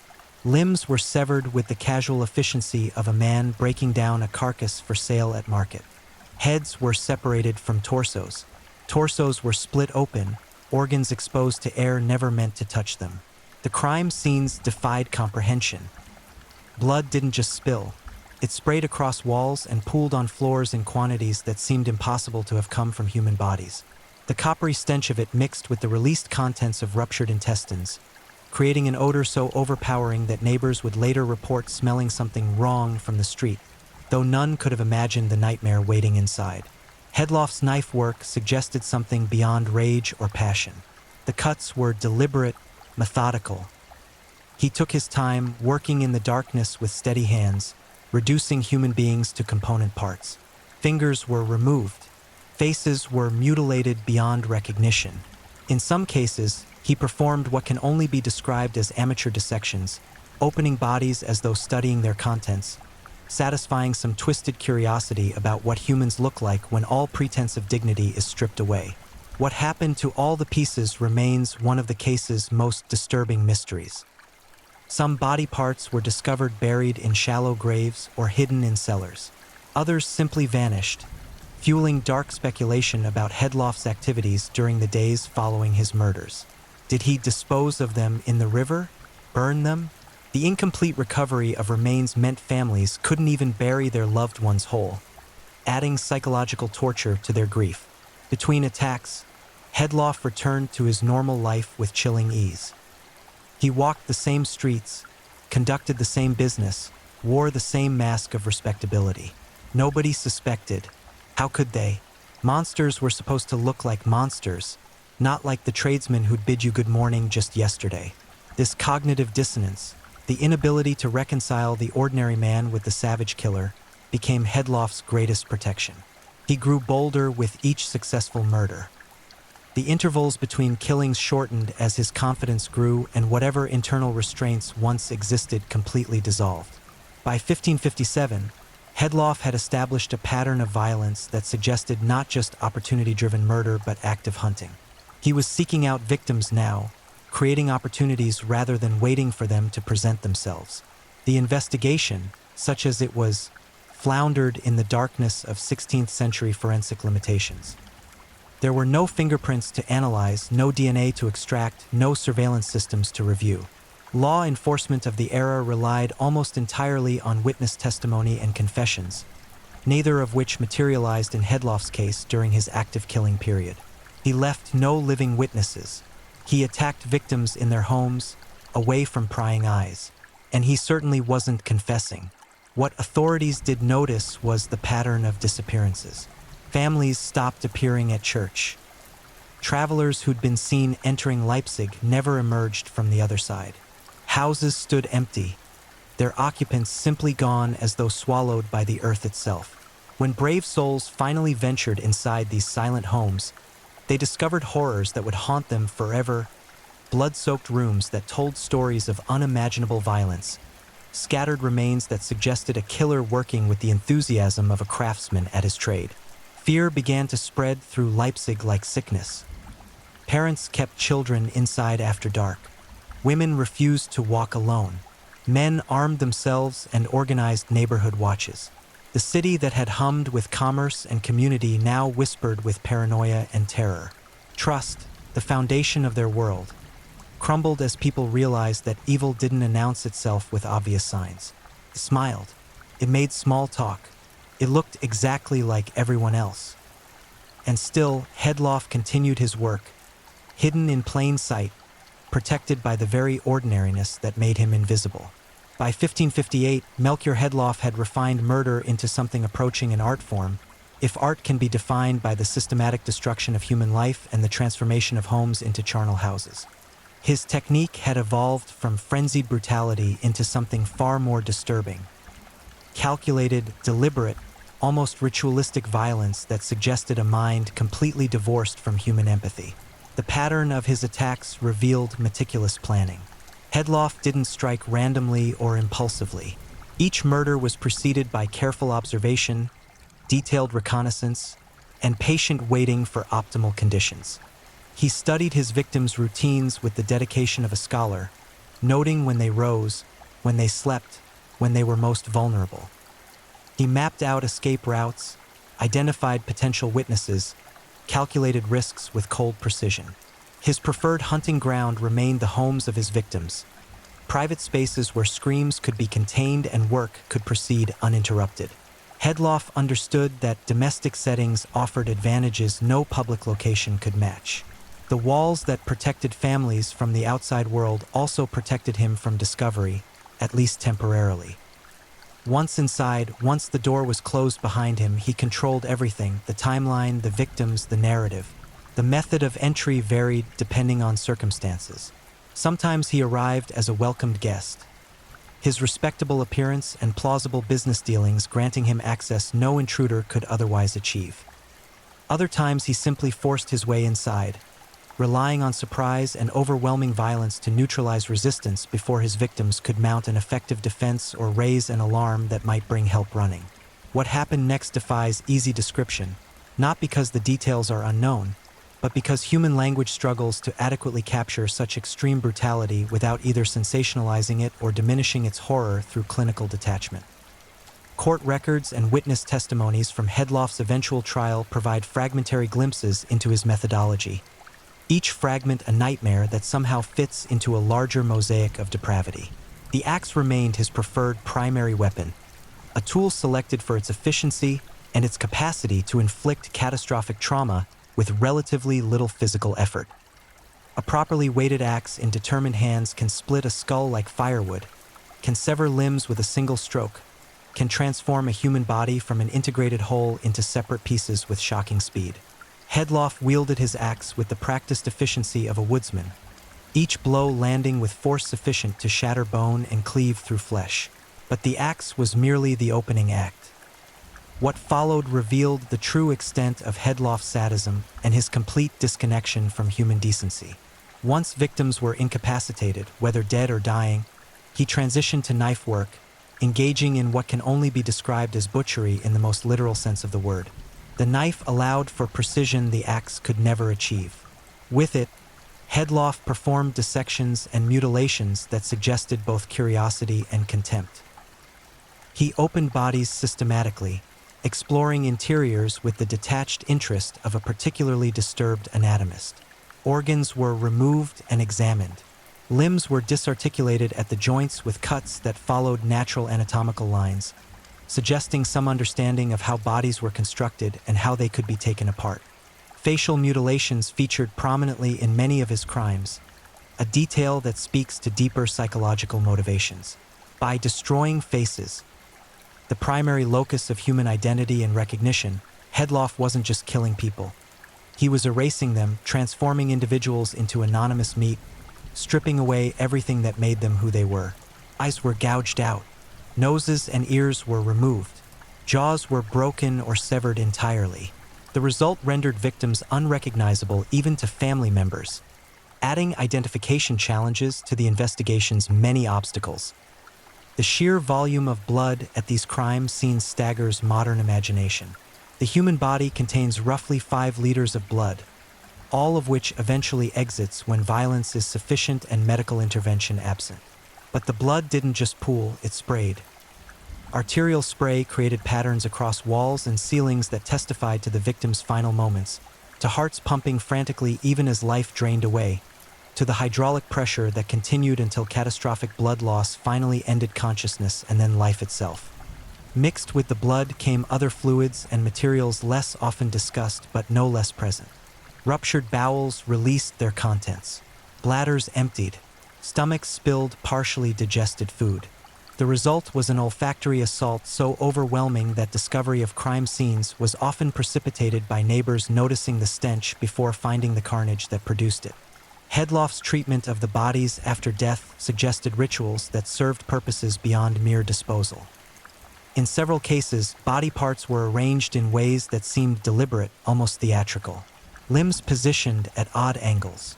Organs placed in locations they couldn't naturally occupy. Heads separated from bodies and moved to different rooms. These arrangements weren't random. They required effort, time, intention. They suggested a killer who wasn't simply destroying life but staging displays, creating scenes that would shock whoever discovered them. The disposal of remains presented ongoing challenges that Hedloff addressed with varying degrees of success. Some body parts were buried in cellars or backyards, covered with just enough earth to hide them from immediate view but insufficient to prevent their eventual discovery. Others were weighted and thrown into the Pleiss River, though the unreliability of this method meant some surface downstream, bloated and partially decomposed but still identifiable enough to contribute to the growing tally of victims. Other pieces simply vanished, their ultimate fate never determined. This incompleteness haunted investigators and families alike. Without complete bodies, proper burial became impossible. Without proper burial, spiritual concerns arose in an era where such matters carried tremendous weight. Hedloff's crimes didn't end with death. They extended into the afterlife, denying victims even the dignity of intact burial. The number of victims accumulated throughout 1558 at an alarming rate. Conservative estimates suggest Hedloff murdered at least 15 people during this year alone, though the actual number may have been significantly higher. The chaotic state of 16th century record-keeping, combined with Hedloff's targeting of society's most marginal members, meant many deaths may have gone completely unrecorded, bodies undiscovered, victims unmissed by a world that barely acknowledged their existence. Each murder fed the next, Far from satiating whatever drove him, successful killings seemed only to intensify Hedloff's appetite for violence. The intervals between attacks shortened. His confidence grew into arrogance. He took greater risks, struck closer to home, operated with increasing boldness that suggested either a belief in his own invincibility or a complete indifference to the possibility of capture. Leipzig existed in a state of terror. The city that had once felt safe now felt like a hunting ground. Doors that had stood unlocked for generations were barred and bolted. Families huddled together at night, listening for sounds that might herald death's arrival. The social fabric that bound the community together began to fray as suspicion poisoned relationships. Anyone could be the killer, your neighbor, your business partner, the man you passed on the street, and they would have been right to suspect everyone because Melchior Hedloff looked exactly like everyone else until he didn't, until the mask dropped and the monster emerged, and by then it was already far too late. The year 1559 brought no respite from the horror. If anything, Melchior Hedloff's violence escalated both in frequency and ferocity, suggesting a complete abandonment of whatever residual inhibitions might have once constrained him. This was no longer merely murder for practical purposes, robbery or elimination of witnesses. This was violence for its own sake, killing elevated to a compulsion that demanded regular satisfaction regardless of risk or reason. The attacks came with terrible regularity now, each new crime scene adding to Leipzig's catalog of nightmares. Hedloff struck at families indiscriminately, men, women, and children all falling before his axe and knife. The inclusion of children among his victims reveals perhaps the starkest measure of his complete moral vacancy. Whatever arguments might be made about adult victims, that they represented threats or obstacles or opportunities, cannot be extended to children. Their murders served no purpose beyond satisfying Hedloff's appetite for destruction. One particularly horrific incident involved an entire family, parents and 3 children, slaughtered in their beds. Hedloff had entered during the night, moving through the house with the confidence of someone who knew no resistance would come. The axe fell first on the father, who likely died without waking. His skull split before consciousness could register the attack. The mother apparently did wake, her body found several feet from the bed, positioned in a way that suggested she tried to flee or perhaps reach her children. She hadn't made it. The axe caught her from behind, the blade biting deep into her back and spine, dropping her instantly. The children were found in their shared bedroom. The eldest, perhaps 10 years old, appeared to have attempted defense. His small hands bore cuts consistent with trying to ward off the blade, palms sliced open as he raised them against the descending axe. It hadn't helped. None of them had stood any chance against a grown man with weapons and homicidal intent. Their small bodies were mutilated with the same thoroughness Hedloff brought to adult victims, suggesting that not even the innocence of childhood could evoke mercy from this creature wearing human form. The discovery of this crime scene broke something fundamental in Leipzig's collective psyche. Adults dying violently was one kind of horror. Children butchered in their beds represented something else entirely, a violation of natural order so profound it seemed to poison the very air. The investigators who entered that house emerged changed, their faces carrying expressions that suggested they'd glimpsed something beyond mere death, that they'd looked into an abyss and found it looking back with Melchior Hedloff's eyes. Another attack targeted a traveling merchant who'd made the fatal mistake of displaying his wares too openly, advertising his prosperity too freely. Hedloff followed him to the inn where he'd taken lodgings, waited until late evening when the man would be settling in for the night, then forced entry to the room. The merchant's body was discovered the next morning when he failed to check out as scheduled. The innkeeper's wife who made the discovery never fully recovered her mental equilibrium, the sight of what Hedloff had done destroying something essential in her mind. The merchant had been literally torn apart. His limbs had been hacked off and thrown to different corners of the room. His torso had been opened from sternum to pelvis, ribs pried apart, organs disturbed and displaced. His head had been severed and placed on the room's small table, positioned so the empty eye sockets faced the door, the first thing anyone entering would see. The merchant's money and goods were gone, but the amount of violence inflicted far exceeded what simple robbery required. Hedloff had spent time with this victim, working methodically, indulging whatever dark fantasies drove him. The crime scenes accumulated throughout the spring and summer of 1559 like stations of some horrific pilgrimage. Each location told the same story with slight variations: overwhelming violence, systematic mutilation, complete disregard for human dignity, blood-soaked floors and walls, scattered remains, the lingering stench of death and evacuation. And always, the sense of time having been taken, of the killer having worked without rush, confident in his security, enjoying his terrible craft. Hedloff's boldness reached almost suicidal levels. He struck in neighborhoods where he was known, killed victims who'd done business with him, left enough evidence linking him to crime scenes that only the era's primitive investigative techniques prevented earlier connections. His arrogance had grown to match his appetite, both feeding off his continued success in evading capture. But that success was creating its own trap. With each murder, with each mutilated corpse discovered, pressure on authorities intensified. Leipzig's citizens demanded action, demanded protection, demanded someone be held accountable for the nightmare consuming their city. Town magistrates found themselves facing an increasingly restive population on the edge of panic. Something had to give. The break came from an unexpected direction: a survivor. Hedloff had attacked a household he believed contained only an elderly couple, easy prey for his practiced violence.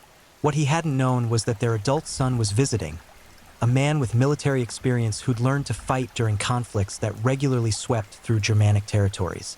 When Hedloff burst into the house, axe raised, he found not helpless victims but resistance. The fight was brief but brutal. The son, whose name has been lost to history, managed to wound Hedloff with a makeshift weapon. Accounts vary as to whether it was a fire poker or a kitchen knife, forcing the killer to flee before completing his work. For the first time, Hedloff left living witnesses. For the first time, he left a crime scene incomplete. And for the first time, real descriptions of the killer began to circulate. The son's testimony provided crucial details that began connecting disparate crimes into a coherent pattern. He described not just Hedloff's appearance, but his methodology, his weapons, his approach. Other survivors and witnesses, emboldened by this testimony, came forward with their own fragments of information. A face seen fleeing a house shortly before bodies were discovered. A tradesman who'd visited multiple victims in the weeks before their deaths. Small details that individually meant little but collectively painted an increasingly clear picture. The net was closing. Hedloff must have felt it tightening around him, though his subsequent actions suggest arrogance rather than fear. Instead of fleeing Leipzig, instead of adopting lower profiles, he continued operating much as before. Perhaps he believed himself untouchable, protected by luck or skill or some dark covenant with forces beyond human understanding.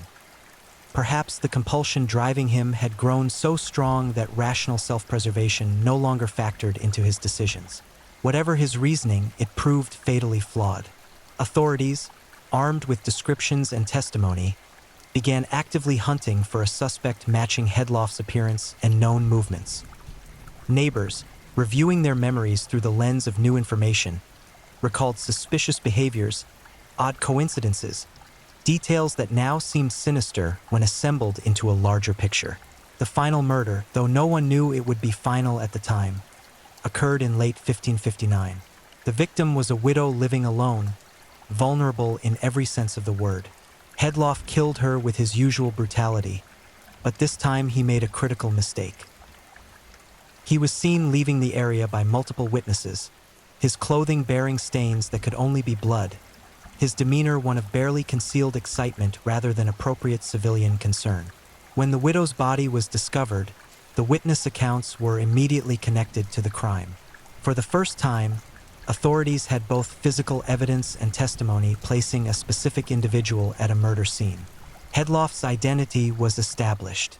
His location was determined. And on a cold December day, law enforcement officers moved to make an arrest that would finally end Leipzig's nightmare. Hedloff didn't go quietly. When confronted, he attempted to flee, then to fight, reverting to the violence that had defined his existence. But this time he faced prepared men in numbers, not isolated victims. He was subdued, disarmed, and taken into custody. The monster who'd terrorized an entire city for 3 years was finally caged. The investigation that followed his arrest revealed the full scope of his crimes. Searching his property uncovered remains, bones, personal items belonging to victims, blood-stained tools.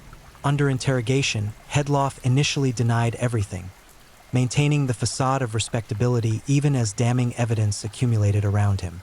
But eventually, either through torture, psychological pressure, or simple narcissistic pride, he began confessing. And what he confessed to exceeded even the worst estimates of his killing spree. The final victim count remains disputed by historians. Conservative estimates place it at 24 confirmed murders. Other sources suggest numbers closer to 40. The discrepancy reflects both incomplete records and the probability that many of Hedloff's victims were never identified. Their deaths never connected to the larger pattern, their bodies never found. What's certain is that Melchior Hedloff ranks among the most prolific and brutal serial killers of the 16th century, a distinction that speaks to truly extraordinary depravity in an era already familiar with violence. Melchior Hedloff's trial began in early 1560 before a court packed with Leipzig citizens hungry for justice and answers. The proceedings were less about establishing guilt that had already been determined through confession and overwhelming evidence, than about documenting the full extent of his crimes and determining an appropriate punishment for atrocities that seemed to exceed all previously established categories of evil. Witness after witness took the stand, sharing testimonies that painted an increasingly horrific picture. Survivors described their narrow escapes. Family members of victims spoke through tears about loved ones lost to Hedloff's savagery. Investigators detailed the crime scenes they'd processed, their clinical descriptions somehow making the horror more real rather than less.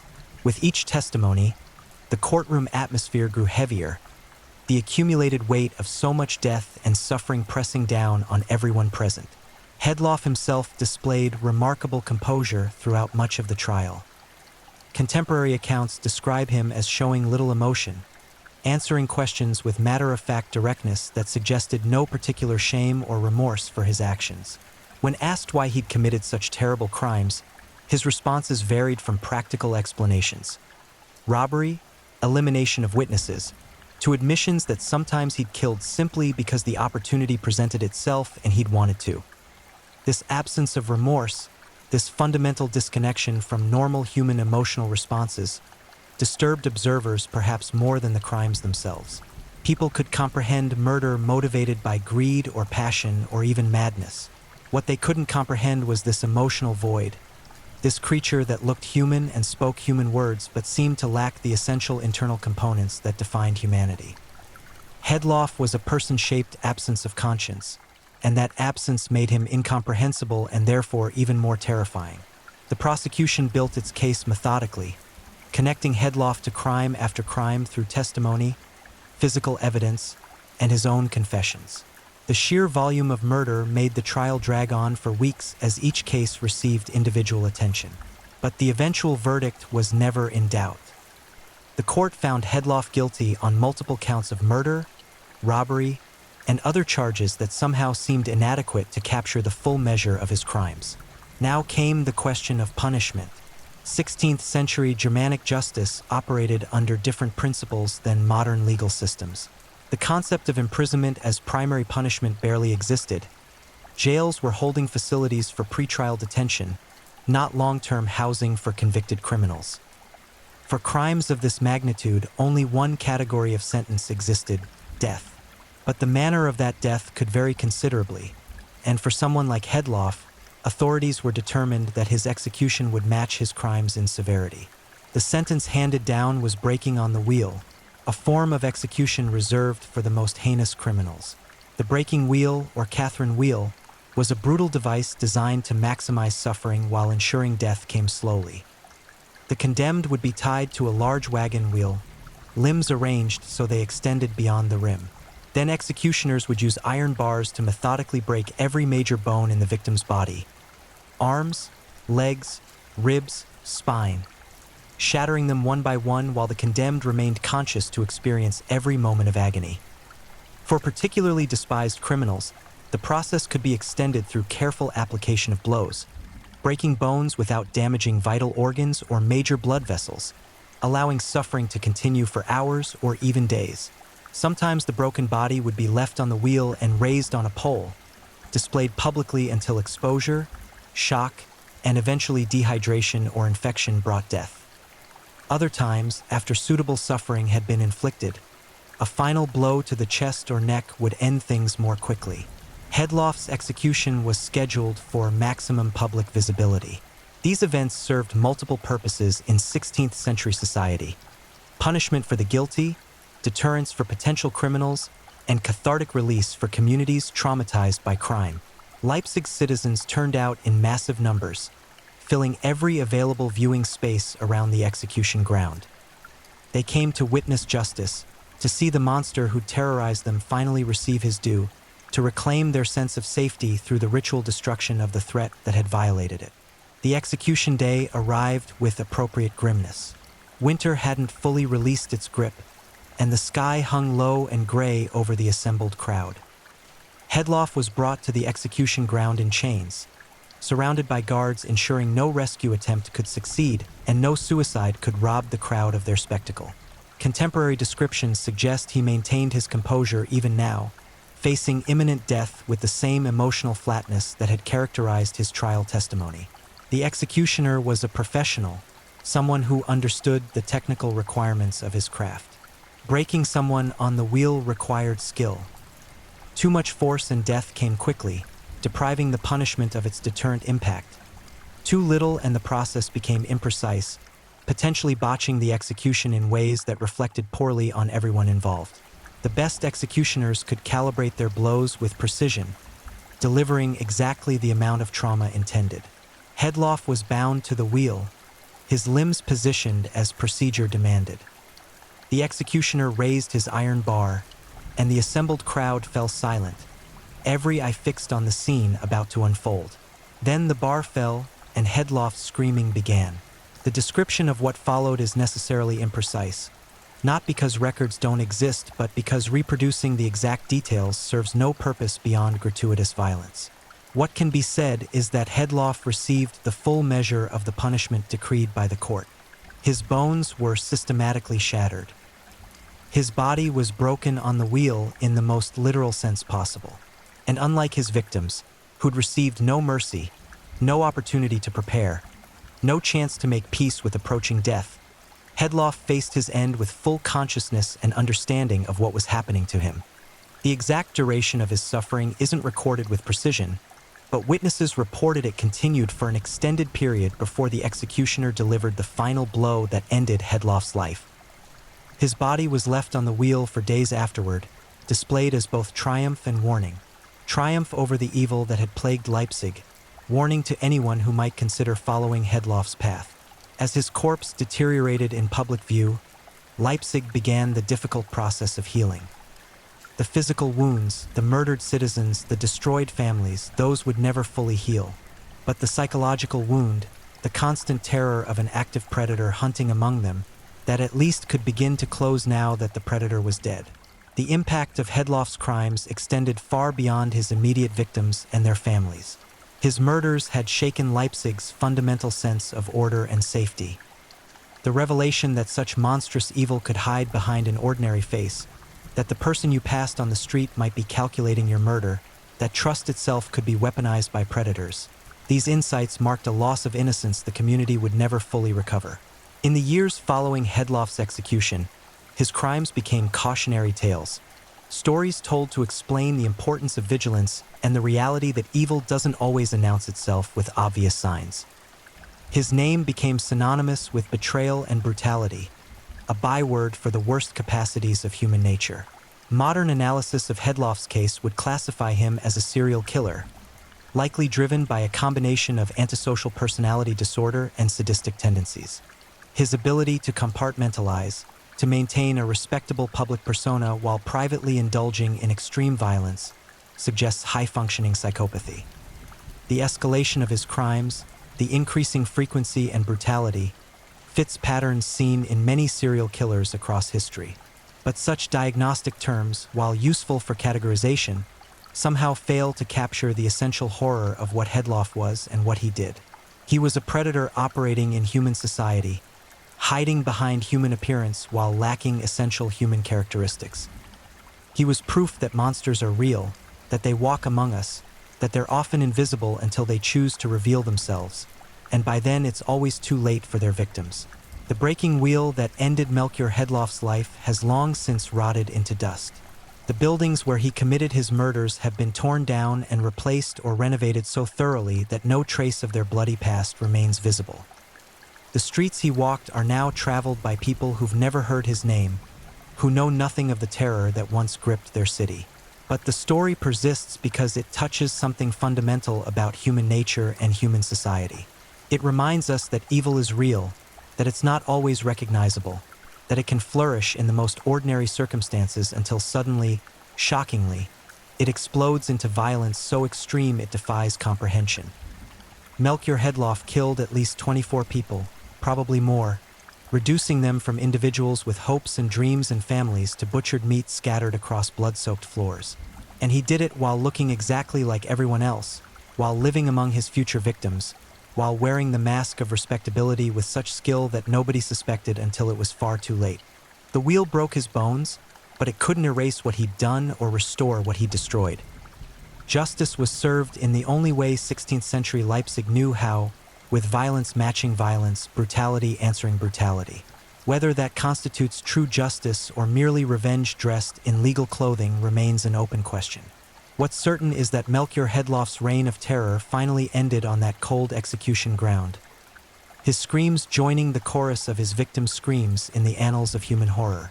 The monster was dead. Leipzig could breathe again. And the wheel turned one last time before falling silent forever. Thank you for watching and being part of this dive into the dark and fascinating stories that keep us all on edge. If you enjoyed the ride, remember to like, subscribe, and share with others who crave a good mystery. Tell us where you're watching from. I love knowing where in the world our true crime family is tuning in. Your presence means a lot.